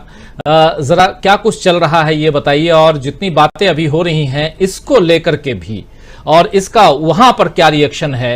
हिंदुस्तान में जो घटनाएं घट रही हैं, अब राहुल गांधी चूंकि सांसद भी नहीं हैं, जैसे प्रोफेसर रविकांत जी बोल रहे थे कि 3 घंटे तक लाइन में लगे रहे, राहुल गांधी एक सामान्य इंसान की तरह यात्रा करके पहुंचे हैं। और ये देखा जाए तो 2004 के बाद पहली बार वो एक सामान्य यात्री के रूप में गए हैं विदेश यात्रा पे। इससे पहले कैम्ब्रिज भी जब गए थे तो उस समय सांसद थे वो, लेकिन ये पहली यात्रा उनकी विदेश यात्रा है, एक सामान्य नागरिक हमारे आपके तरह गए हैं। कोई इन सब पे भी चर्चा? देखिए, यहाँ पे जो भारत जोड़ो यात्रा के बाद से जो एक इमेज में बड़ा सुधार कह लें आप उसको आया है, कि पहले इतना इंटरेस्ट नहीं दिखाते थे यहाँ पे जो डायस्पोरा के लोग थे, लेकिन राहुल गांधी की ये भारत जोड़ो यात्रा के बाद से उनकी खुद और कांग्रेस पार्टी की कुछ हद तक जाहिर है कि कर्नाटक की विक्ट्री के बाद और भी, तो ये बहुत बड़ा फर्क देखा है मैंने कि राहुल गांधी को एक दूसरी तरह से एक हायर पेडेस्टल पे कहें तो शायद गलत ना हो, कि अब ये व्यू कर रहा है डायस्पोरा। जाहिर है कि मोदी जी की जो सभाएं होती हैं तो वो बड़ी इवेंट मैनेजमेंट के हिसाब से बड़ी वो ऑर्गेनाइज्ड दिखती हैं, और यहाँ पर जो उनके समर्थक हैं, सपोर्टर्स हैं, वो बड़ी तादाद में पहुंचते हैं और बड़े डायहार्ड सपोर्टर्स हैं उनके, ये डोंट गेट मी रॉन्ग। लेकिन राहुल गांधी का इस वक्त जो डायस्पोरा से पेश आ रहे हैं वो और मिल रहे हैं और जो अपनी बातें रख रहे हैं, और जो इस बैकग्राउंड में कि भाई भारत जोड़ो यात्रा में जो उन्होंने दिखाया कि उनका एजेंडा क्या है, इंडिया को किधर ले जाना चाहते हैं, और किस हद तक एक इंक्लूसिव अप्रोच उनका है सबकी तरफ, तो कर्नाटक की विक्ट्री के बाद ये सब और भी ज्यादा अब जोश यहाँ बढ़ा है। तो जैसे मैं पहले कह रहा था, तो सारे इवेंट्स के लिए यहाँ भरे हुए हैं, वो सब जो इवेंट्स के टिकट्स हैं वो सब जा चुके हैं, लेकिन फिर भी काफी लोग हैं कि भाई वो, और सैकड़ों कॉलें आ रही हैं ऑर्गेनाइजर्स के पास, जहां जहां भी ऑर्गेनाइजिंग, ये एक कैलिफोर्निया में हुआ, एक न्यूयॉर्क में है जो पब्लिक रैलीज है, तो बड़े फोन्स आ रहे हैं, लोग 1-to-1 बातें करना चाहते हैं राहुल गांधी से, तो ये सारा माहौल है। लेकिन ये देखिए कि ये माहौल इस हिसाब से भी देखें कि ये अमेरिका की जो यूएस गवर्नमेंट की इंस्टीट्यूशनल मेमोरी होती है, हर गवर्नमेंट्स की होती है, तो उनमें ये इंडिया के बारे में बहुत साफ है लोगों में, और हर लेवल पे ये बाकायदा एक परमानेंट होती है इंस्टीट्यूशनल मेमोरी कि भारत एक वाइब्रेंट 1947 के बाद से एक वाइब्रेंट डेमोक्रेसी रहा है, और वहां पर फ्रीडम ऑफ स्पीच हो या फिर 1950 के बाद कॉन्स्टिट्यूशन के हवाले से सब उसी पर बेसिस करके काम करता रहा है, डेमोक्रेसी बेहतरीन चलती रही है। लेकिन पिछले कुछ बरसों में जो हुआ है तो वो हालात जाहिर है कि उसकी आप देख लें कि यहां पर स्टेट डिपार्टमेंट खुद एक रिपोर्ट हर साल देते रहे हैं, यूएससीआरएफ वाले, जो कि US commission on international religious freedom है, उसकी रिपोर्ट्स पे बड़ी पॉलिसीज पे नुक्ताचीनी होती रही है, बहुत साफ अल्फाज में, बल्कि कंट्री ऑफ पर्टिकुलर कंसर्न भी कहा गया है कि आप स्टेट डिपार्टमेंट से दरखास्त की गई कि आप उनको इंडिया को उस कैटेगरी में लाएं। लेकिन उसके बाद फिर स्टेट डिपार्टमेंट की अभी लेटेस्ट रिपोर्ट आप देखें तो स्टेट डिपार्टमेंट की रिपोर्ट इस कदर डैमिंग है कि उसमें इतनी डिटेल में चीजें कही गई हैं, मोदी गवर्नमेंट की पॉलिसीज हो, चाहे फ्रीडम ऑफ स्पीच का मामला हो, ह्यूमन राइट्स इश्यूज हो, और जो दीगर कम्युनिटीज के साथ हो रहा है, मीडिया का जो हाल है, तो सारी चीजें उसमें बयान की गई बड़े डिटेल में। तो इन सब के साथ आप ये जरूर कह सकते हैं कि राहुल गांधी का ये दौरा जो हो रहा है तो उसमें ज़ाहिर पब्लिक रैलीज के अलावा ये जब डीसी में लॉ मेकर्स से मिलेंगे, कांग्रेसमैन सेनेटर्स से और शायद कुछ गवर्नमेंट ऑफिशियल से भी, तो वन ऑन वन एक मिलने की मीटिंग का एक अलग तासुर होता है, एक अलग असर होता है। जो यहाँ पे जो कांग्रेसमैन और सेनेटर्स हैं उनको ये अपनी कंस्टिट्यूएंसी जो है वहां के लोगों से बड़ी फीडबैक मिलती है और उसको वो पाते भी हैं वहां से प्रेशर, और उसको वो दे रिस्पॉन्ड टू इट। तो वो ईमेल्स करते हैं, वो लेटर्स लिखते हैं, फोन करते हैं कि भाई कोई भी इशू हो दुनिया भर में, वो कहते हैं भाई ये इस पे आपने कुछ आवाज उठाई, फला जगह ये हो रहा है, इस पे आपने कुछ उठाई, तो वो सवाल करते हैं। तो डेमोक्रेसी बड़ी प्रैक्टिकली यहां पर आप देखें तो वो बहुत दिखता है कि भाई हाँ ये डेमोक्रेसी ऐसे है। अब हम लोग यहां जमाने से रह रहे हैं और किसी भी एडमिनिस्ट्रेशन में किसी भी प्रेसिडेंट को छोड़ा नहीं है, जो भी पॉलिसीज है तो उनको जिस हद तक भी है जाहिर है कि एक तमीज के दायरे में उन पे क्रिटिसाइज किया, उनकी नीतियों पे, खुद उन पे। और आप अगर यहाँ प्रोटेस्ट देखें डोनाल्ड ट्रंप साहब के जमाने में जब वो जीते थे तो उनके ऐसे ऐसे प्रोटेस्ट्स में मजाक और उनकी स्टैच्यूज और तमाम तरह की जो डेनिग्रेटिंग भी थी। लेकिन भाई डेमोक्रेसी है, फ्रीडम ऑफ एक्सप्रेशन है, ये सब बड़ी अहम चीज होती है। तो ये सारी चीजें यहाँ पे बहुत मैटर करती हैं और ये कांग्रेसमैन सेनेटर्स अपने कंस्टिट्यूएंट्स की जो फीडबैक होती है उसको बड़ा वो उस पे अमल करने की कोशिश करते हैं, क्योंकि उनको जवाबदेह होना पड़ता है। वो हर वीकेंड या जब छुट्टी होती वापस जाते हैं अपने इलाके में तो उन्हें ये सब घेरते हैं, जाके बाकायदा ये टाउन हॉल मीटिंग्स करते हैं, मिलते हैं लोगों से, तो कहते हैं भाई साहब आपने इस पे तो कुछ नहीं उठाया आवाज, और ये क्या हो रहा है, well senator you haven't done anything on this, have you spoken. तो ये सारी चीजें मौजूद है। तो इसलिए एक मैं बयान कर रहा हूं स्ट्रक्चर यहाँ पे डेमोक्रेसी का, क्योंकि इंडिया में शायद बहुत से लोगों को नहीं मालूम हो ये, तो वो आंसरेबल होते हैं। तो राहुल गांधी का वन ऑन वन मिलना, फिर प्रेस क्लब में वॉशिंगटन डीसी में प्रेस कॉन्फ्रेंस करना, वो एक बहुत अहम इंटरेक्शन होगा। और जिस तरह से ये सारी चीजें स्टेट डिपार्टमेंट की रिपोर्ट आने के बाद भी वो सब चीजें ही ये इंडिकेट कर रहे हैं कि मोदी गवर्नमेंट की पॉलिसीज में ये खामियां हैं, और खुद ये शख्स विक्टिम है जिसको कि पार्लियामेंट में अपने दफा के लिए जो उन पे इल्जाम लग रहे हैं कैम्ब्रिज और इंग्लैंड के दौरे के बाद, उसका जवाब नहीं देने दिया गया। तो ये कौन सी डेमोक्रेसी है भाई। तो इस तरह की जो मामलात हैं वो जब वन ऑन वन होगा, और ये नहीं है कि उनको पता नहीं है, यहाँ पे सब लॉ मेकर्स, कांग्रेसमैन, मीडिया, जो इंटेलेक्चुअल्स हैं, थिंक टैंक्स, सब नजर रखे हुए हैं, सबको है कि भाई ये किस हद तक ये सारी चीजें लेके आगे बढ़ सकते हैं। उनको अब तक बड़े प्रॉमिसिंग लगा है इस हद तक कि भाई डेमोक्रेसी के हवाले से ये बात हो रही डेमोक्रेसी की। तो ये अगर मोदी साहब के जो दौरा होगा, अब ये जिस तरह से मोदी साहब के बारे में कह रहे हैं चीजें और सामने ला रहे हैं, पेश कर रहे हैं कि मोदी साहब का ये है, कैरेक्टर ऐसे हैं वो, तो जाहिर है कि जब मोदी जी आएंगे, स्टेट विजिट है, और वो अमेरिका सारी चीजों के बावजूद है कि भाई नेशनल इंटरेस्ट हर कंट्री का एक सुप्रीम होता है। तो नेशनल इंटरेस्ट देख के बाइडेन एडमिनिस्ट्रेशन ने भी आप देखें अगर, तो इतनी बहुत ज्यादा आवाज नहीं उठाई है। ठीक है, वो स्टेट डिपार्टमेंट की रिपोर्ट बड़ी डैमिंग है वो सब, लेकिन एडमिनिस्ट्रेटिव लेवल पे अगर आप कहें तो एडमिनिस्ट्रेशन ने वो बिहाइंड द सीन्स बात करते हैं, जो कि कई ऑफिशियल्स बता चुके हैं। इंटरव्यू किया था उसमें भी एक ऑफिशियल ने बताया था कि यहाँ हाईएस्ट लेवल पे बात हो रही। तो ये सारी चीजें जरूर हैं, लेकिन ये भी है कि वो नेशनल इंटरेस्ट अपना देखते हैं, सिक्योरिटी इंटरेस्ट देखते हैं, और चाइना के हवाले से बहुत जरूरत है भारत की अमेरिका को। तो बाइडेन साहब नहीं चाहते हैं किसी भी तरह से वो करंट जो गवर्नमेंट है उसको नाराज करें और इंडिया को अपने साथ बिल्कुल रखना चाहते हैं वो, क्योंकि उन्हें कंटेन करना है चाइना को। ये पैरामाउंट है यहां पर इस वक्त। तो बाइडेन एडमिनिस्ट्रेशन ने भी काफी उसमें इन्वेस्ट किया हुआ है और वो पूरा फोकस किए हुए हैं। तो ये सारी चीजें हैं, तो उसमें नहीं लगता कि वो बहुत कोई आप चेंज देखेंगे। जाहिर है कि वो बिहाइंड द सीन्स कुछ जरूर ये इश्यूज उठाएंगे, ह्यूमन राइट्स है, डेमोक्रेसी है, लेकिन अगर आप समझें कि कोई बड़ा बयान आ जाएगा या उनको कोई ऐसी बातें, तो ये नहीं। बहुत सारी चीजें, दो डेमोक्रेटिक कंट्री, एक सबसे पुराना और एक सबसे बड़ा, दो देश, और दोनों में, और खासकर हिंदुस्तान की बात करें तो जो चाहे फ्रीडम ऑफ स्पीच की बात हो, चाहे धार्मिक स्वतंत्रता की रिपोर्ट जो आई है वहां अमेरिका में और भारत पर एक दबाव है। और जब उस वक्त जबकि राहुल गांधी ऑलरेडी अमेरिका में हैं और अभी अगले 5 दिनों तक अमेरिका में धूम मचाने वाले हैं, ये तय मानिए, क्योंकि उनका आगाज ऐसा है, तो आगे क्या कुछ करेंगे राहुल गांधी आप समझ सकते हैं। यहां भले बीजेपी के लोग जो भी कहें कि देश का अपमान कर रहे हैं, लेकिन राहुल गांधी ने जो बातें रखी हैं उन बातों में अगर कहीं कोई खामी रहती, अगर कमी रहती, तो मोदी नाम सरनेम पर जो केस किया गया था या 2-4 केस और भी दायर अब तक कर चुके होते लोग, लेकिन ऐसा नहीं है। तो इसका मतलब है कि राहुल गांधी सही दिशा में जा रहे हैं। जरा आना चाहता हूं डॉक्टर दीपक पाचपुर जी आपके पास, किस रूप में आप देखते हैं जो बातें यहां सलीम साहब कर रहे थे, कह रहे थे, दो देश, जरूरत दोनों को एक दूसरे की है, लेकिन भारत में जो कुछ हो रहा है इसको पूरी दुनिया देख रही है, आप इस चीज को इग्नोर नहीं कर सकते।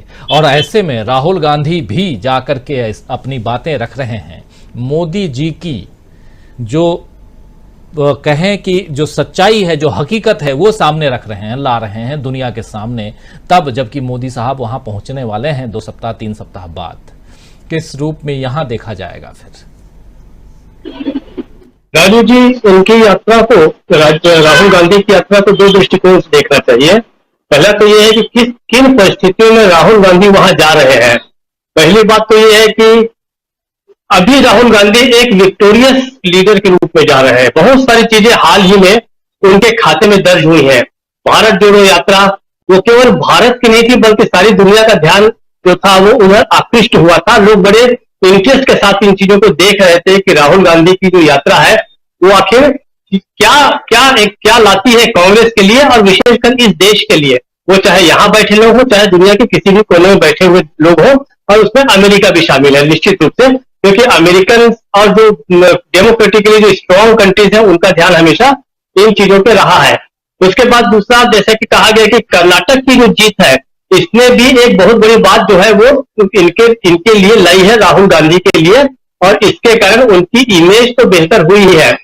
दूसरी बात, कैम्ब्रिज से लेके यहां अमेरिका की यात्रा के बीच का अगर हम जो फेज देखें, उसमें राहुल गांधी ने बहुत सारी तकलीफें झेली हैं, वो हम सब जानते हैं। कैम्ब्रिज से जब वो लौटे तो उसके बाद उनकी सदस्यता गई, सांसदी चली गई, उनका मकान छीना गया, फिर यहां तक कि इस यात्रा में न जाए, अमेरिका की यात्रा में वो कोशिश तक की गई, उनका पासपोर्ट न बने वक्त पर, वो सब जो चीजें हैं।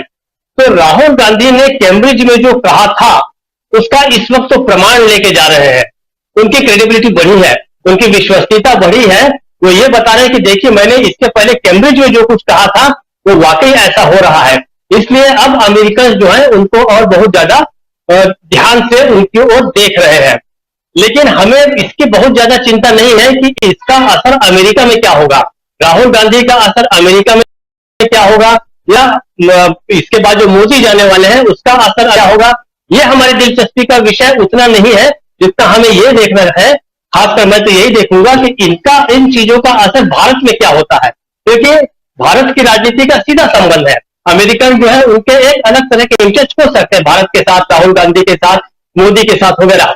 तो देखिए अब मोदी इसके बाद जाने वाले हैं, तो दूसरा जो दृष्टिकोण है जिस दृष्टि से इस यात्रा को देखा जाना चाहिए कि राहुल गांधी कैम्ब्रिज के बाद, और अब तो देखिए उनके पास खोने के लिए कुछ भी नहीं है, जो कुछ खोना था उन्होंने खो दिया, अब उन्हें सिर्फ पाना ही पाना है। तो अमेरिका में अब वो जो कुछ बात करेंगे, इसमें जो सबसे महत्वपूर्ण जो आयोजन होगा, जो मुझे लगता है जब वो नेशनल प्रेस क्लब के सामने बात करेंगे, वो सर्वाधिक महत्वपूर्ण है, क्योंकि वहां पे ग्लोबल मीडिया भी होगा। हाँ, आप नहीं रोक सकते, आप भारत की मीडिया को रोक सकते हैं, भारत की मीडिया को प्रभावित कर सकते हैं, इन्फ्लुएंस कर सकते हैं, वो भी कर सकते हैं, लेकिन वहां पे आप कैसे करेंगे। और वहां इसके बाद जब मोदी जाएंगे, इस दृष्टिकोण से देखिए कि मोदी जी के लिए इतने सवाल वहां पर खड़े रहेंगे कि निश्चित रूप से मोदी जी को इस बात की खुशी होगी अपने इस निर्णय पे कि मैं कभी प्रेस कॉन्फ्रेंस को संबोधित नहीं करता। अगर वो प्रेस कॉन्फ्रेंस को संबोधन करने की उनकी परंपरा रहती तो उनको बहुत ही अड़चन होती राहुल गांधी की इस यात्रा के बाद, तो वो छूट जाएंगे उससे। उन्हें जो कुछ कहना है वो बंद कमरों में कह लेंगे, या किराए के लाए हुए लोग या भाड़े के लाए हुए जो लोग हैं उनके सामने वो अपनी जय जयकार करा के वापिस आ जाएंगे, और उसका असर जो है सोशल मीडिया के जरिए भारत में फैलाने की कोशिश की जाएगी। लेकिन मुझे ऐसा लगता है कि एक और बात कही गई कि अमेरिका उस मोदी को देखेगा जिसको राहुल गांधी परिचित करा रहे हैं आज। तो मुझे लगता है कि अमेरिका मोदी जी को काफी पहले से जानता है, बल्कि वो तो ये जानना चाहेंगे कि भाई जिस व्यक्ति को हमारे जैसे लोगों ने बैन कर दिया था वीजा के लिए, उसको आप लोगों ने प्रधानमंत्री कैसे चुन लिया। मुझे लगता है कि अमेरिका के लोगों की ज्यादा दिलचस्पी तो भारत की जनता को समझने की रहेगी कि इतना बड़ा लोकतंत्र आखिर इस व्यक्ति को प्रधानमंत्री पद तक कैसे पहुंचने दिया गया, ये आश्चर्य की बात है। तो अब यह है कि राहुल गांधी जा रहे हैं एक सामान्य व्यक्ति के रूप में, और मोदी जी जब सामान्य व्यक्ति के रूप में जाना चाहते थे तब बैन हो गए थे। जबकि राहुल गांधी को सफलता मिल गई, उनकी सांसदें चली गई, पासपोर्ट पेंशन आई, लेकिन अंततः उन्होंने सफलतापूर्वक लैंड किया अमेरिका में, और अमेरिका में वो अपनी बात कहने जा रहे हैं।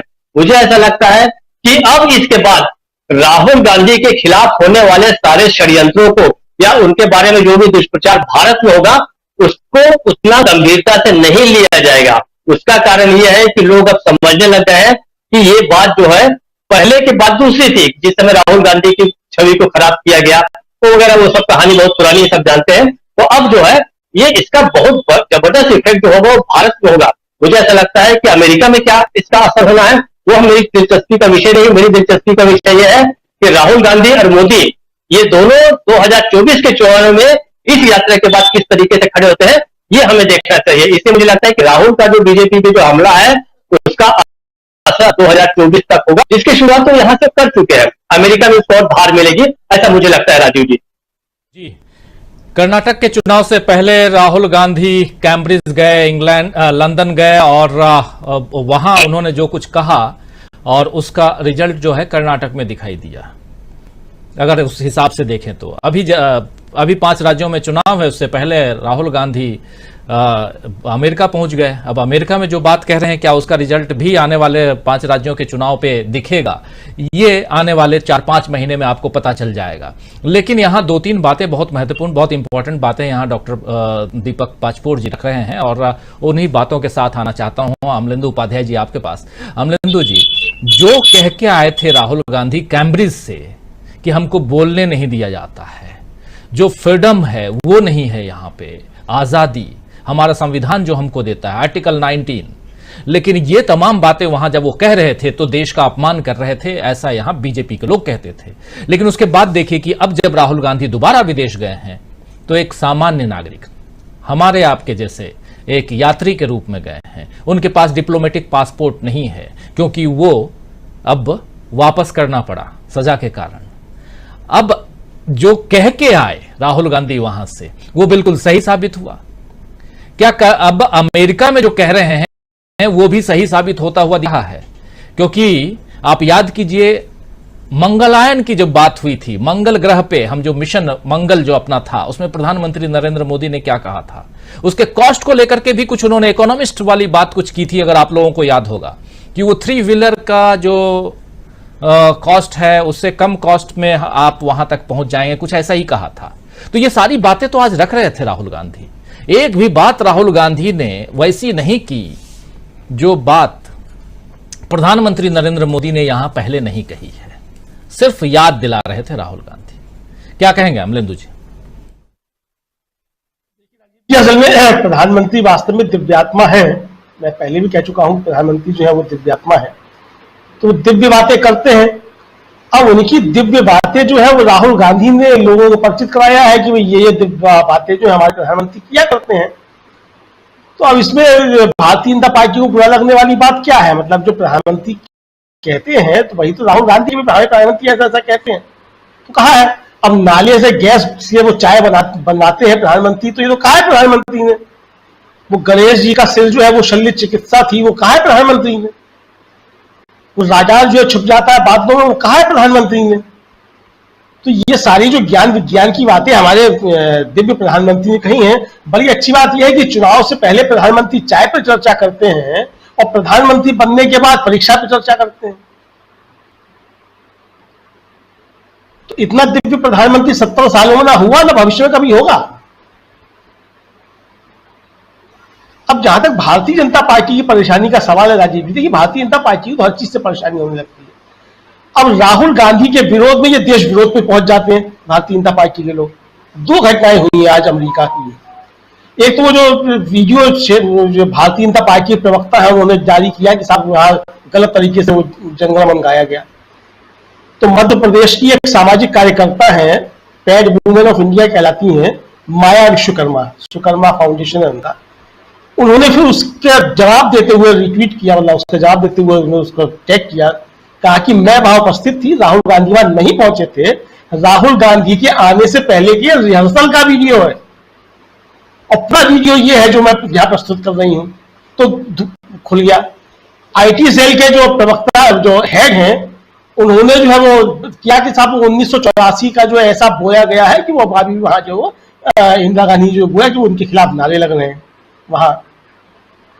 तो सुप्रिया श्रीदेव ने पूरा जो था वो वीडियो डाला कि वो जो नारे लगा रहे थे वो खालिस्तान के समर्थक थे। तो यानी भारतीय जनता पार्टी जो है वो राहुल गांधी के विरोध में खालिस्तानी समर्थकों के साथ हो जाएगी खड़ी। और ऐसे नारे तो प्रधानमंत्री ऑस्ट्रेलिया गए थे, वहां भी लग रहे थे।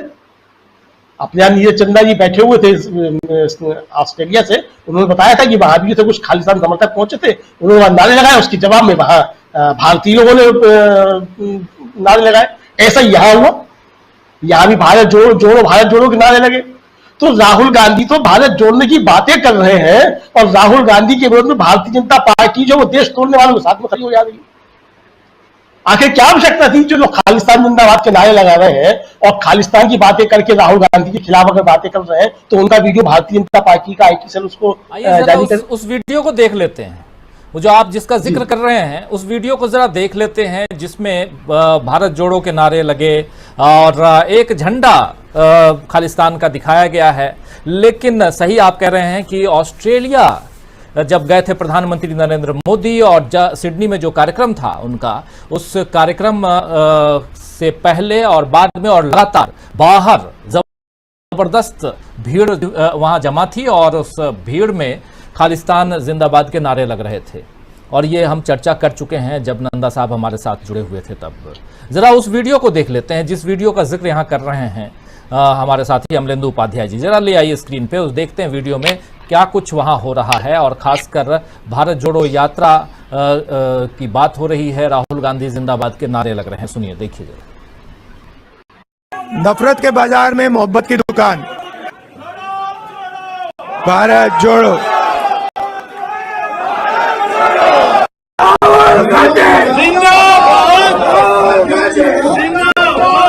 नफरत छोड़ो, नफरत छोड़ो।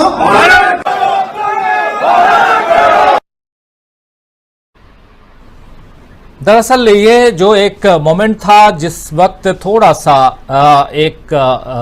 किसी ने खालिस्तान का जिक्र किया था और राहुल गांधी ने वेलकम कहा, उसके बाद अगर आप लोगों ने उस भाषण को सुना है तो 37 मिनट के उस भाषण में, और उसके बाद फिर ये नारेबाजी और राहुल गांधी के पक्ष में ये तमाम चीज़ें हुई। सलीम साहब के पास एक बार फिर से आना चाहता हूँ। सलीम भाई, क्या इसका जिक्र भी हो रहा है क्या, जो घटना वहाँ सैन फ्रांसिस्को में और जिसकी चर्चा हिंदुस्तान में खूब हो रही है? हालांकि अपने इस पूरे चर्चा में हम इस बात को नहीं लेके आ रहे थे, इसलिए नहीं लेके आ रहे थे क्योंकि जब ये बात निकलेगी तो दूर तक जाएगी, फिर ऑस्ट्रेलिया तक तो जाएगी ही, और आ गई ऑस्ट्रेलिया तक बात।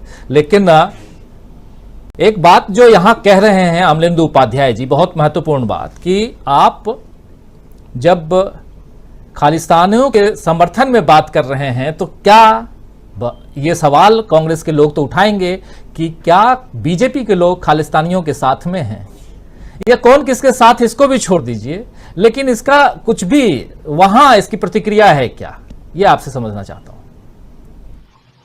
नहीं, अभी तो देखें यार, सुबह हुई है तो इतना कोई ऐसी प्रतिक्रिया नहीं है, क्योंकि यहाँ पे ये जो खालिस्तानी गुट है ये करता रहा है। कई जो इंडिया से रिलेटेड मीटिंग्स होती हैं, रैलीज होती हैं, तो वो आ जाते हैं बाहर और वो नारेबाजी करते हैं, और वो एक ग्रुप है।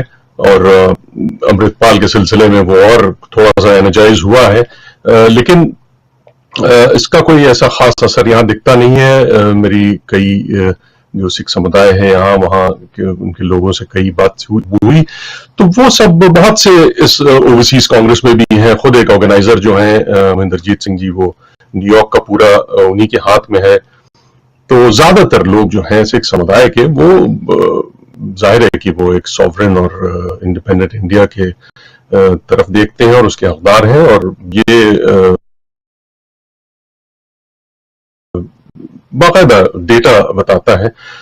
तो ऐसी तो जाहिर है कि ये एक आध कोई पहुंच जाएगा तो वो उसे कोई बहुत बड़ी बात नहीं मानी जाती है। लेकिन यहाँ जो पूरा साउथ, यहाँ जो इंडियन डायस्पोरा है, उसका जो एक पूरा इस मामले में राहुल के दौरे से जो एक जुड़ाव लग रहा है, तो ये पहले मुझे, जैसे राहुल गांधी आया करते थे पहले भी, तो वो जैसे मैंने पहले कहा कि वो जोश में काफी जो है बढ़ोतरी दिख रही है और खासा जोश है। और ये जाहिर है कि वो भारत जोड़ो यात्रा और कर्नाटक विक्ट्री जो है, प्लस जिस तरह के माहौल है इस वक्त भारत में, जैसी पॉलिसीज हैं, जैसा लोग हर सेक्टर में कहीं भी आप देख ले तो परेशानी का सा माहौल है, तो वो जाहिर है कि जुड़ा हुआ है, डायस्पोरा पूरा जुड़ा है बैक होम से, और वो जाहिर अपने परिवार वालों से टच में रहते हैं। तो वो सारी चीजें लेके विचलित करता है यहाँ पर डायस्पोरा को भी कि भाई ये क्या हो रहा है, हम किधर जा रहे हैं, ये कहाँ आ गए, इस तरह की बातें। तो जैसे मैंने पहले कहा कि बड़ा जोश है, और वॉशिंगटन के बाद न्यूयॉर्क में जगह जगह जो उन्होंने पोस्टर्स बैनर्स लगाए उसमें भी लोग फोटोज ले रहे हैं, इंटरेस्ट दिखा रहे हैं, और जाहिर है कि बहुत सी जो कोशिश कर रहे हैं कि उनको टाइम मिले। जो लॉ मेकर्स का है उस तरफ मैं ज्यादा देखना चाहता हूं कि लॉ मेकर्स जो वाशिंगटन में इनकी मुलाकात होगी, सेनेटर्स हो, कांग्रेसमैन हो, तो वो क्या कहते हैं, किस हद तक बातें करते हैं, क्योंकि उन्होंने टोन तो सेट कर दिया है कि भाई क्या करेंगे ये आगे पूरे अपने दौरे में। जो जिस तरह की स्पीच थी उनकी, बड़ा खुल के वो जैसा उनका अंदाज है, तो कैम्ब्रिज के बाद जो बरूहाहा जो बवाल मचा, तो उससे कुछ लगता नहीं है कि वो कुछ डरे। उन्होंने बड़े उसी तरह से जहां छोड़ा था वहीं से शुरू कर दिया। तो अब ये जाहिर है इंडिया में मीडिया के साथ बीजेपी जिस तरह के भी उसको टर्म करे, जिस तरह का भी उसको रंग शक्ल देने की कोशिश करे, वो एक अलग बात है, लेकिन हकीकत बयान कर रहे हैं राहुल गांधी साहब, और ये सारी चीजें वो और खुल के और एक बड़े नपे तुले अंदाज में मुझे लगता है कि कांग्रेस पैनल सेनेटर से भी इंटरैक्शन में रखेंगे। तो वो सब चीजें मैं समझ रहा हूं कि वो बड़ी अहमियत रखती है। उसके बाद जो इंटेलेक्चुअल्स हैं, फिर यहाँ हार्वर्ड क्लब में, न्यूयॉर्क में हार्वर्ड यूनिवर्सिटी का एक क्लब होता है हार्वर्ड क्लब, तो वहां पे जो इंटेलेक्चुअल से वो इंटरेक्ट करेंगे वो इम्पोर्टेंट है। और कम्युनिटी जो अपनी एंटरटेनमेंट की है यहाँ पर, जो इंडियन अमेरिकन हैं वो एंटरटेनमेंट इंडस्ट्री में, उन लोगों से भी, आर्टिस्ट से सब मुलाकात करेंगे, तो ये सब भी एक बड़ी इंटरेस्टिंग सी होगी। लेकिन नेशनल प्रेस क्लब अगेन, जो वहां पर प्रेस कॉन्फ्रेंस है वॉशिंगटन डीसी में, वो भी बड़ी इंटरेस्टिंग होगी, क्योंकि जाहिर है कि प्रेस कॉन्फ्रेंस और मोदी जी का नाम तो एक साथ तो बहुत ही कम सुना गया है, क्योंकि वो प्रेस कॉन्फ्रेंसेज उन्होंने नहीं की। तो राहुल गांधी जो है वो कोई मौका नहीं छोड़ते, वो हर वक्त प्रेस कॉन्फ्रेंस लेके वो अपना आ जाते हैं और खुल के जवाब देते हैं, तो ये बड़ा इंटरेस्टिंग रहेगा। और मीडिया भी, अब आप देखें अगर खबरें, तो एलए टाइम्स का अगर आप देखें, जब भारत जोड़ो यात्रा का मामला था, तो एलए टाइम्स में बाकायदा ये लिखा गया था कि भाई क्या ये डेमोक्रेसी को बचा सकते हैं, इनकी ये इस तरह की जो मूवमेंट है राहुल गांधी साहब की। इंडिया में डेमोक्रेसी तो इतना यहाँ पर, चाहे मीडिया हो, स्टेट डिपार्टमेंट के लेवल से आपने देख ही लिया है। दूसरा जो एक बयान भी मैं याद दिलाना चाहूंगा, जो अदालत के मामले में कहा था कि भाई इनका जो केस चल रहा है राहुल गांधी का, तो स्टेट डिपार्टमेंट का बाकायदा ये बयान था कि भाई वी आर वॉचिंग इट, मतलब हम देख रहे हैं, और ये कोई ऐसे ही हवा में बयान नहीं होता है कि वो देख रहे हैं, तो उनकी नजर है उस पर। और इसका मतलब ये है कि जाहिर है कि वो जो प्रक्रिया जिसमें कि इनको डिस्क्वालीफाई करना, फिर बिल्कुल सीन से हटा देना, तो ये सब भी वो जाहिर है कि सब समझते हैं क्या हो रहा है। तो लॉ मेकर्स का फिर मैं कहूंगा कि बड़ा इंपॉर्टेंट, मैं उस तरफ देख रहा हूं कि क्या बात करते हैं, कैसे करते हैं, टोन क्या होगा, क्या शब्दों का चुनाव होगा, और उसके बाद क्या रिएक्शन होता है लॉ मेकर्स का, क्या कहते हैं सेनेटर्स? बिल्कुल, राहुल गांधी ने टोन तो सेट कर दिया है और जहां से छोड़ा था, यानी कैम्ब्रिज और लंदन में जो राहुल गांधी ने जो बातें आगे बढ़ते हुए और बढ़ाते हुए नजर आ रहे हैं। जब वो अमेरिका पहुंचे हैं सैन फ्रांसिस्को में, आज राहुल गांधी ने जो भाषण दिया है उसकी चर्चा खूब हो रही है। आना चाहता हूं प्रोफेसर अखिल स्वामी जी आपके पास, क्या कहेंगे? बहुत सारी बातें यहां हम लोग कर रहे हैं राहुल गांधी की इस यात्रा पे, और यहां हिंदुस्तान में उस पर जो रिएक्शन प्रतिक्रियाएं हैं। देखिए, जो सलीम साहब ने कहा बड़ी अच्छी बात कही। मैं अपने शिक्षक जीवन से ये बात सीखा, टीचर्स दो प्रकार के होते हैं। एक वो टीचर्स होते हैं जो अज्ञानी होते हैं, जिनको डर होता है कि स्टूडेंट्स कोई बहुत अच्छा प्रश्न पूछ ले, वो क्लास के अंदर आतंक पैदा करते हैं और किसी को प्रश्न नहीं पूछने देते, नोट्स लेके आते हैं, पढ़ाते हैं और चले जाते हैं। जो अच्छे टीचर्स होते हैं, जो दूसरी कैटेगरी के होते हैं, वो कहते हैं बच्चों से, और मैंने अपने जीवन में हमेशा इसका पालन किया, जितने प्रश्न पूछोगे मेरे में सुधार होगा, मेरे को प्रेरणा मिलेगी, मैं और सीखूं, और हम एक अच्छे मित्रों की तरह बैठ के डिस्कशन करेंगे। तो देखिए, ये दो नैरेटिव राजीव जी बन रहे हैं। एक राहुल गांधी हैं, खुलेआम चर्चा कर रहे हैं। एक प्रश्न उन्होंने एक्स्ट्रा पूछने के लिए कहा कि पूछिए पूछिए, खत्म हो गया, लेकिन एक प्रश्न और पूछिए। और एक व्यक्ति है जो मन की बात करता है, कोई प्रश्न नहीं पूछने देता, जो रट रटा के आता है, जो लिख के लाता है, नोट्स बना के लाता है, बोल के चला जाता है। ये जो नैरेटिव है, ये मेरे ख्याल से वेस्ट को कतई पसंद नहीं आएगा। उसको ये पसंद आएगा क्योंकि किसी भी डेमोक्रेसी में जितना भी आपस में म्यूचुअल डिस्कशन हो, उतना लोकतंत्र के लिए अच्छा है, उतना समाज के लिए अच्छा है और सब लोगों के लिए अच्छा है। तो ये जो नया नैरेटिव राहुल गांधी बना रहे हैं, एक व्यक्ति मन की बात करता है और एक व्यक्ति है जो सबकी बात सुनकर फिर उसमें डिस्कशन करके निष्कर्ष की तरफ पहुंचता है। दूसरा जन की बात करता है। मीनू जी, ये जन की बात अभी राहुल गांधी यूएस में कर रहे हैं, लेकिन यहाँ जो कुछ हम देख रहे हैं उस पर भी चर्चा कर रहे हैं, और आप तो सोशल मीडिया पे खूब रहती हैं, और अभी चर्चा कर रहे थे, अभी बात रख रहे थे जब अमलेंदु उपाध्याय जी तो बता रहे थे कि जनगण मन को लेकर के जो बातें हुई, यानी अपने राष्ट्रगान को लेकर के क्या कुछ, क्योंकि इसलिए भी अभी 5 दिनों में मुझे जहां तक लग रहा है कि बहुत कुछ अभी शायद 2-3 बार हम लोगों को चर्चा 2-2 घंटे चर्चा करना पड़े, क्योंकि बहुत तेजी से ट्रोल आर्मी और सोशल मीडिया पे काम चल रहा है, और चूंकि आप उसको बहुत नजदीक से देखती हैं, इसलिए आपकी प्रतिक्रिया चाहूंगा इस पे। राजीव जी, देखिए, आपने जो राहुल गांधी के ही बारे में हम फोकस है इस वक्त उनके ऊपर ही। देखिए, जो सलीम रिजवी साहब ने भी बताया कि वहां एक अजब तरह का उत्साह, जो वो कह रहे हैं कि पहले नहीं हुआ करता था, तो उसमें राहुल गांधी, ये ऐसा पहला मौका नहीं है कि वो इंटरेक्शन कर रहे हैं विदेशी छात्रों से या विदेशी लोगों से या एनआरआई से। आपको याद होगा कि कोविड के दौरान भी राहुल गांधी वेस्टर्न यूनिवर्सिटीज में उनका ऑनलाइन इंटरेक्शन हुआ, और उसके बाद वो गए भी, और वो अमेरिकन यूनिवर्सिटीज में भी और यूके की यूनिवर्सिटीज में भी उनका इंटरेक्शन हुआ। राहुल गांधी लगातार करते रहे, और उसके बाद जो ये भारत जोड़ो यात्रा आई है, देखिए, जन की बात वाली जो बात है, जो इंडिया के लोगों को तो उसने अंदर तक रस से सराबोर कर दिया, मतलब अंदर तक भीगी हुई है जनता यात्रा से। वो जो फॉरेन में जो इंडियन डायस्पोरा है, उसमें खासकर युवा भी है और जो हर जनरेशन के लोग हैं, उन्होंने जो राहुल गांधी का जो डिमीनर देखा, कि उन्होंने देखा कि भाई ये तो एक जो उनकी क्योंकि जो वेस्टर्न वर्ल्ड में है, देखिए, जो रह रहे हैं अमेरिका में या यूके में या अदर इन कंट्रीज में, उनमें अधिकतर कंट्रीज में जो एक नेता की जो उनके सामने एक छवि होती है, उससे मिलती जुलती छवि उनको राहुल गांधी में दिखाई देती है। वो मोदी में उनको दिखाई नहीं देता है। उनको लगता है कि this is the leader should be like this, ऐसा होना चाहिए। तो उनको लगता है कि अरे भारत में भी एक ऐसा लीडर है जो एक्सेसिबल है, जो भारत जोड़ो यात्रा के दौरान तो खुल के सामने आया कि हर किसी को गले लगा लेता है, कोई भी जाके उससे बात कर लेता है, कोई कितना कंपैशनेट है, कितना डेमोक्रेटिक है और कितना ट्रांसपेरेंट है। तो जो एक लीडर की डेमोक्रेसी में परिभाषा होनी चाहिए, उसमें राहुल गांधी बिल्कुल फिट बैठते हैं। तो इसलिए जो भारत जोड़ो यात्रा ने जो इंप्रेशन छोड़ा है, उसका डिविडेंड इन 5 दिनों में राहुल गांधी को मिलेगा। जैसा कि सलीम रिजवी साहब बता रहे हैं कि टिकट्स बुक हो चुकी है, नहीं मिल रहा है, लोगों को एंट्री नहीं मिल पाएगी, तो मुझे लगता है कि वहां भी रैम्पेज हो सकती है उनका साथ पाने के लिए, उनसे इंटरेक्ट करने के लिए। दूसरी बात यह है कि रिजवी साहब ने बोला कि भाई चाइना के वजह से साधना चाहते हैं बाइडेन मोदी जी को।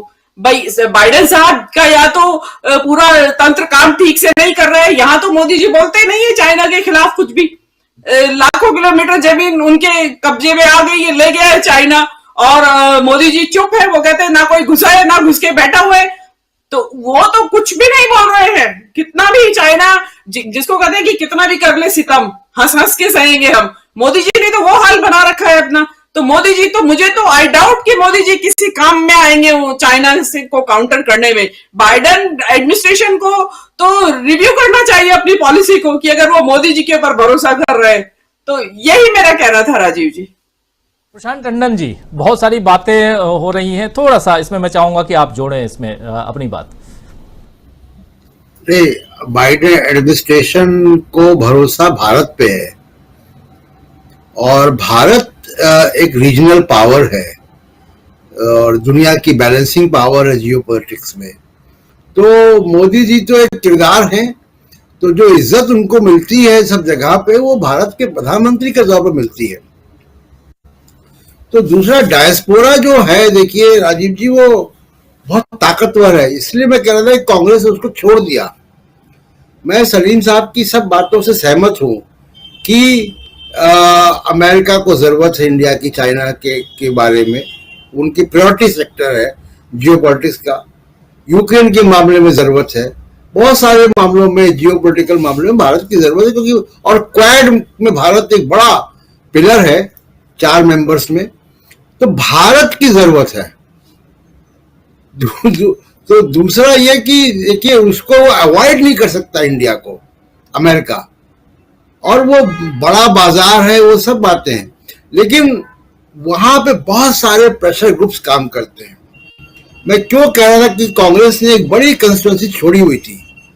डायस्पोरा राजीव जी इतना ताकतवर है कि इसी डायस्पोरा में ने 2005 में नरेंद्र मोदी का वीजा कैंसिल करवा दिया, और कोई डेमोक्रेट सरकार नहीं थी, जॉर्ज बुश थे। तो डायस्पोरा, और कोई वो 2005 में सोशल मीडिया भी नहीं था। मैं उस कैंपेन को देख रहा था, उस वक्त वो ईमेल से चल रहा था, कैंपेन अगेंस्ट जेनोसाइड या ऐसा कुछ उसका नाम था, और वो एनआरआई चला रहे थे। तो ये डायस्पोरा बहुत ताकतवर है वहां पे। जो वॉशिंगटन प्रेस क्लब में वो जाएंगे, वो बड़ा इंपॉर्टेंट हिस्टोरिक है, क्योंकि देखिए वो प्रेस क्लब में एक एनुअल डिनर होता है, सलीम साहब जानते होंगे, एनुअल डिनर होता है, वहां प्रेसिडेंट जाता है, प्रेसिडेंट ऑफ अमेरिका जाता है उस डिनर में, और वो इनफॉर्मल बातचीत होती है, बल्कि प्रेसिडेंट को रोस्ट भी करते हैं वो लोग। ओबामा ने तो बहुत फनी वीडियो बनाया था, मुझे याद है, उसी प्रेस क्लब के डिनर में।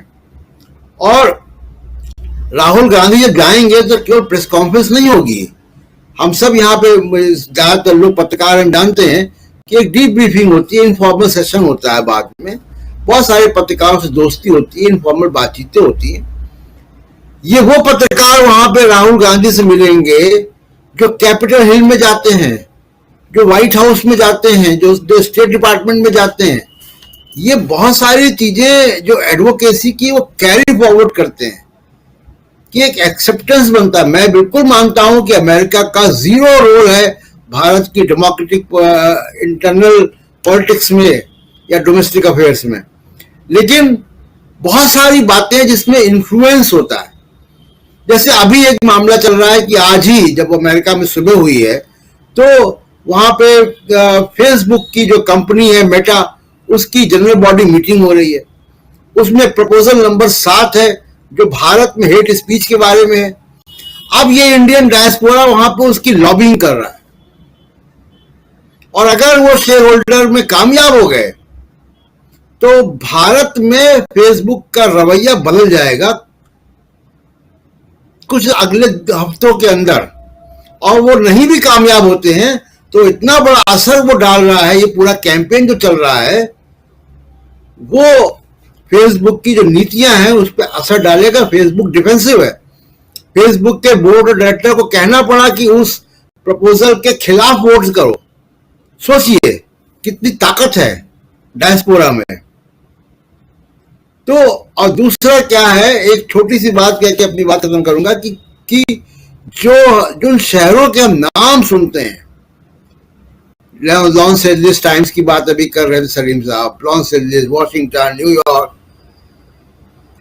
ये वो स्टेट्स हैं, ये वो शहर हैं या वो जगहें हैं, सिलिकॉन वैली है, जो अमेरिकन ब्रेन जहां पे बैठता है, जो अमेरिका का थिंक टैंक है, जहां पे अमेरिका के इन्फ्लुएंसेस बैठते हैं, जो वहां की नीतियों को, मीडिया को, नैरेटिव को प्रभावित करते हैं। ये सारा अमेरिका जो है वो ब्लू अमेरिका है। ब्लू अमेरिका का मतलब वो अमेरिका जहां पे प्रोग्रेसिव फोर्सेस जीतती है चुनाव। वो टेक्सास नहीं है जहां पे रिपब्लिकन का होल्ड है। ये वो अमेरिका है जो प्रोग्रेसिव अमेरिका है। और इसलिए राहुल गांधी का इंटरेक्शन एक बड़ा विमर्श पैदा करेगा अमेरिका के अंदर, और अगर वो पैदा होगा तो वो बाकी दुनिया में भी जाएगा, और उससे वो चीजें ट्रेवल होकर भारत में आती हैं। तो एक जो माहौल बनता है, जो इकोसिस्टम क्रिएट होता है, उसकी बात है। कोई अमेरिकन प्रेसिडेंट नहीं तय कर सकता कि भारत में सरकार किसकी आए। राजीव जी बिल्कुल। राहुल गांधी जब आज भाषण दे रहे थे तो उसमें उन्होंने अभी जो नए संसद भवन का जो उद्घाटन हुआ है उसका जिक्र भी किया उन्होंने। हालांकि उसमें सिंगोल का नाम नहीं लिया था, लेकिन यहाँ अखबारों में आज देखिए तो मीडिया में कि सिंगोल को लेकर के अपमानजनक बातें राहुल गांधी ने कही हैं, ये खबर चल रही सुबह से। जरा आना चाहता हूँ एक बार फिर से, अब बस क्लोजिंग की तरफ चल रहे हैं। और प्रोफेसर रविकांत जी, हम लोगों ने खूब चर्चा की संसद भवन को लेकर के, और राहुल गांधी अगर अमेरिका में चर्चा कर रहे हैं तो क्या बुरा, बात तो होनी चाहिए। और जब जो कुछ भी हो रहा है उसमें प्रधानमंत्री की एक दूसरी छवि को वहां पर बताने दिखाने की कोशिश कर रहे हैं राहुल गांधी, और विपक्ष के नेता हैं, करना भी चाहिए उनको, तो उसमें क्या बुराई है? अरे राजीव जी, बुराई ये है कि विदाउट टेलीप्रॉम्प्टर राहुल गांधी बात कर रहे हैं। अब सोचिए कि मोदी जी अगर उसको देख रहे होंगे तो कितनी ईर्ष्या हो रही होगी, और कितनी बढ़िया अंग्रेजी बोल रहे हैं, कितना बिट है उनकी भाषा में, किस तरह से वो सीधे लोगों को कनेक्ट कर रहे हैं। दिक्कत यहां है, ये जो पूरी ट्रोल आर्मी है जिसके दिमाग में, वो राहुल गांधी ने जो कहा ना कि ये अहंकार होना कि हम सब कुछ जानते हैं, डिजीज है, बीमारी है। यहां भी बहुत सारे लोगों को वो बीमारी है कि राहुल गांधी कुछ भी बोले, नहीं वो ठीक नहीं है, मतलब राहुल गांधी ठीक नहीं। ये बीमारी इस देश के कुछ लोगों को, ट्रोल आर्मी को हो गई है। राहुल गांधी कुछ भी कहेंगे वो उनको कड़वा लगेगा, इसलिए वो दिक्कत है। और मैं तो इसको इस रूप में देख रहा हूं राजीव जी कि राहुल गांधी इस समय प्रवासी भारतीयों के नए हीरो बनकर के उभर रहे हैं। मुझे तो याद आता है जवाहरलाल नेहरू का वो टाइम, आजादी के आंदोलन के दरमियान जिस तरह से वो विदेश नीति को जान समझ रहे हैं, तमाम ऐसी कॉन्फ्रेंस में हिस्सा ले रहे हैं, उस तरह की ट्रेनिंग पूरी राहुल गांधी के पिछले वर्षों में हुई। और आज जिस ढंग से वो बात कर रहे हैं, राहुल गांधी की काबिलियत आप देखिए उन अल्फाजों में कि वो भारत को तो समझ रहे हैं, भारत की लीडरशिप को, राजनीति को, और जो जो उन्होंने बातें कही हैं। और एक और कहा जाता है कि साहब भारत जोड़ो यात्रा का कोई असर नहीं हुआ। अब कर्नाटक में जो परिणाम आए उसके बावजूद वो नहीं बोलेंगे, लेकिन जब अमेरिका में भारत जोड़ो यात्रा की बात हो रही है, वहां के तमाम स्टूडेंट्स पूछ रहे हैं सवाल राहुल गांधी से उसके संदर्भ में, तब भी भक्तों को नहीं समझ में आएगा कि भारत जोड़ो यात्रा का कुछ असर हुआ है। वहां भी राहुल गांधी ने बात की है कि साहब हमने क्यों दक्षिण से उसको शुरू किया, क्योंकि सारे संस्थानों पर आरएसएस और बीजेपी ने कब्जा कर लिया है। और राहुल गांधी विपक्ष के एकमात्र ऐसे नेता है जो सिर्फ बीजेपी को नहीं बल्कि आरएसएस को भी काउंटर कर रहे हैं। इस देश में दो की आप आलोचना नहीं कर सकते, नरेंद्र मोदी की और आरएसएस की। बाकी आप राजनाथ सिंह की आलोचना कीजिए, नितिन गडकरी की आलोचना कीजिए, तो ट्रोल आर्मी आपके पीछे नहीं लगेगी। लेकिन जैसे ही आप इन दो की आलोचना करेंगे, वो पूरी ट्रोल आर्मी, वो पूरा मीडिया तंत्र लग जाएगा आप फिर से एक तरह से उनकी नेगेटिव छवि बनाने के लिए। लेकिन मुझे लगता है कि अब चीजें बहुत आगे निकल चुकी हैं और ये बेहद अच्छा हो रहा है। जितना बीजेपी राहुल गांधी को टारगेट करेगी, राहुल गांधी उतना ही ज्यादा आगे जाएंगे, उतनी ही उनकी शख्सियत, उनका ही उतना ही व्यक्तित्व और उनकी जो वैचारिकी है वो खुल करके सामने आएगी। और जितनी जिंदादिली और हिम्मत के साथ राहुल गांधी सामाजिक न्याय के सवालों पर बात कर रहे हैं, और इसलिए मैं पहले भी कह चुका हूं, फिर कह रहा हूं कि राहुल गांधी सामाजिक न्याय की राजनीति के नए हीरो हैं। और जितने बुनियादी तौर पर वो इन मुद्दों को उठा रहे हैं, उतना विपक्ष का कोई लीडर भी नहीं। और आज की तारीख में जो लोकप्रियता राहुल गांधी की है वो दलितों, पिछड़ों और आदिवासियों में, नो डाउट कि नरेंद्र मोदी आज भी सवर्ण तबके में उतने ही लोकप्रिय हैं, लेकिन राहुल गांधी ने जो गेन किया है इस बीच में, वो वही दलित वंचित तबका है जिनके सवालों को लगातार राहुल गांधी एड्रेस कर रहे हैं। और जितना राहुल गांधी पर अटैक होगा, ये समाज उतने ही मजबूती के साथ राहुल गांधी के साथ खड़ा होगा और इसका खामियाजा नरेंद्र मोदी ही नहीं, भारतीय जनता पार्टी और आरएसएस को भी भुगतना पड़ेगा। जी बिल्कुल। क्लोजिंग चाहूँगा, क्लोजिंग कमेंट इधर शकील अख्तर जी हमारे साथ बने हुए हैं। शकील अख्तर जी, हमने कर्नाटक के चुनाव के रिजल्ट में भी देख लिया है, जो बात यहाँ रख रहे हैं, दलित समाज, वंचित समाज जो है, अल्पसंख्यक समाज, फिर जो शेड्यूल्ड ट्राइब्स हैं यानी आदिवासियों की तो 15 में से 14 सीटें मिली हैं, बीजेपी का खाता तक नहीं खुला। और 36 सीटें जो एससी की हैं, शेड्यूल्ड कास्ट की हैं, उसमें से 21 सीटें कांग्रेस के खाते में गई हैं। और आप देखिए 12 सीटें जबकि बीजेपी के पास। और आप देखिए कि ये भारत जोड़ो यात्रा की जो बात अभी हो रही है, और उसका जिक्र वहाँ भी अभी कह ही रहे थे, सलीम रिजवी साहब भी कह रहे थे कि, और इसको लेकर के चर्चा हो रही है। राहुल गांधी की एक लोकप्रियता भारत जोड़ो के बाद जो बढ़ी है, वो भी विदेशों में दिखाई दे ही रहा है।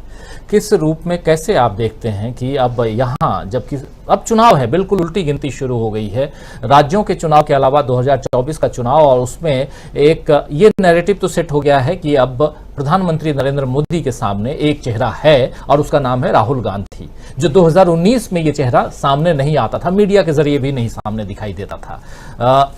अब यहां से अगले 5 दिन राहुल गांधी हैं अमेरिका में, अमेरिका की बात हम करते रहेंगे, लेकिन यहां से 2024 के चुनाव में और राहुल गांधी जो कुछ कर रहे हैं, अमेरिका से आने के बाद, भारत जोड़ो यात्रा के बाद जो कुछ हासिल उन्होंने किया था और कुछ हासिल होता हुआ करते हुए दिखाई दे रहे हैं क्या? देखिए राजीव जी, आपने एक बहुत बढ़िया बात कही कि आज एक चेहरा है मोदी जी के सामने। पिछले 9 साल से वो एक ही सवाल पूछते रहे कि ठीक है मोदी नहीं तो मोदी नहीं तो कौन, मोदी। और आज ये जो राहुल का चेहरा आया है, तो ये राहुल का चेहरा उनका खुद का चेहरा है और एक बहुत बड़ी बात है। आप देखिए कि आज अमेरिका में राहुल गांधी जो बोल रहे हैं, तो किस हैसियत से बोल रहे हैं? वो सांसद नहीं, वो पार्टी में कोई पोजीशन नहीं रखते हैं, वो एक नेता के तौर पे, हिंदुस्तान के एक मास लीडर के तौर पे अमेरिका में बात कर रहे हैं और अमेरिका उनको सुन रहा है जी। ये अपने आप में एक बहुत बड़ी बात है। और आज अभी एक आपको हम घटना बताएं, आपको ये बात कर रहे थे कांग्रेस की, तो जम्मू कश्मीर से कांग्रेस के एक बड़ा प्रतिनिधिमंडल जो है दिल्ली आया हुआ है, जिसमें जम्मू कश्मीर पीसीसी के अध्यक्ष हैं और बाकी सारे बड़े नेता हैं, 20-25 लोग हैं। तो वो मल्लिकार्जुन खड़गे से भी मिले, जो पार्टी प्रेसिडेंट हैं, और जो संगठन महासचिव हैं केसी वेणुगोपाल, उनसे भी मिले। तो क्या बात हुई? जाहिर है कि जम्मू कश्मीर से आए तो वहाँ के हालात के बारे में बात हुई और उन्होंने पूछा कि क्या चल रहा है। तो जम्मू कश्मीर का जो नेता आए थे, उन्होंने बताया कि बीजेपी वहाँ बहुत डरी हुई है। क्यों डरी हुई है भाई? कह रहे राहुल की यात्रा से। यही जो आप राहुल का जिक्र कर रहे थे, तो राहुल की जो यात्रा कन्याकुमारी से चल के कश्मीर पहुंची, उसका असर ये है कि अभी तक ये कहा जा रहा था कि मध्य प्रदेश, राजस्थान और छत्तीसगढ़ के जो चुनाव होंगे, उन्हीं के साथ बीजेपी कश्मीर के चुनाव करा लेगी। लेकिन अब कश्मीर के लोग कह रहे हैं कि शायद अब चुनाव नहीं होंगे। कारण नंबर 2, वो लोग बता रहे हैं कि जिस तरह से कश्मीरी पंडितों की वहां हत्या हुई है, और मोदी जी चाहे दुनिया भर में कुछ भी कहें, लेकिन कश्मीर की स्थिति सुधर नहीं रही है, वहां वो माइनॉरिटी को सुरक्षा नहीं दे पा रहे हैं, तो इसकी वजह से वहां पे अभी चुनाव की कोई संभावना नहीं है। नंबर 3, उन्होंने कहा कि साहब शेष भारत में एकता कितनी होगी विपक्ष की, अभी हमको नहीं मालूम, लेकिन कश्मीर के अंदर वहां जनता का प्रेशर हमारे ऊपर इतना है कि हम सारे लोग बीजेपी के खिलाफ मिलकर चुनाव लड़ेंगे। जनता वहां पे सिर्फ बीजेपी को हराना चाहती है। और नंबर 4, जो राहुल गांधी की लोकप्रियता की आप बात कर रहे थे, तो वहां पे कश्मीर में, जम्मू कश्मीर दोनों जगह सब लोग कहने लगे हैं कि राहुल गांधी बहुत बड़े नेता बन गए। उन्होंने जिस बहादुरी के साथ हमारे यहाँ पैदल चलते हुए यात्रा करी, आप देखिए उस वक्त हम लिख रहे थे लगातार इसको, जब वो लखनपुर बॉर्डर से पहुंचे अंदर, तो हमने लिखा था कि ये यहाँ से श्रीनगर तक पैदल जाएंगे, जम्मू से श्रीनगर हाईवे जो है 300 किलोमीटर है, इतना खतरा है वगैरह, बहुत सारी बातें हम जो उसके बारे में लिख रहे थे। तो बहुत सारे हमारे दोस्त जो है हमसे थोड़ी बहस भी करने लगे थे, कह रहे थे कि नहीं साहब पैदल नहीं जाएंगे, वो ऐसे जाएंगे। तो खैर, तो वो पैदल गए, और ये बात लोगों को वहां पे बहुत प्रभावित कर गई। पुलवामा के शहीदों को श्रद्धांजलि दी थी उसी जगह पे जाके जहां पर यह घटना घटी थी। जी, और वहां फारूक अब्दुल्ला ने आकर कहा था कि इससे पहले हमने पढ़ा था, हमें मालूम नहीं है कि आदि शंकराचार्य इस तरह चलते हुए आए थे। बहुत बड़ी बात कही थी जी। और आज आदि शंकराचार्य को आज राहुल ने भी वहां याद किया। सेंट फ्रांसिस्को में। तो देखिए आप कि ये सारी जो बातें हैं ये बताती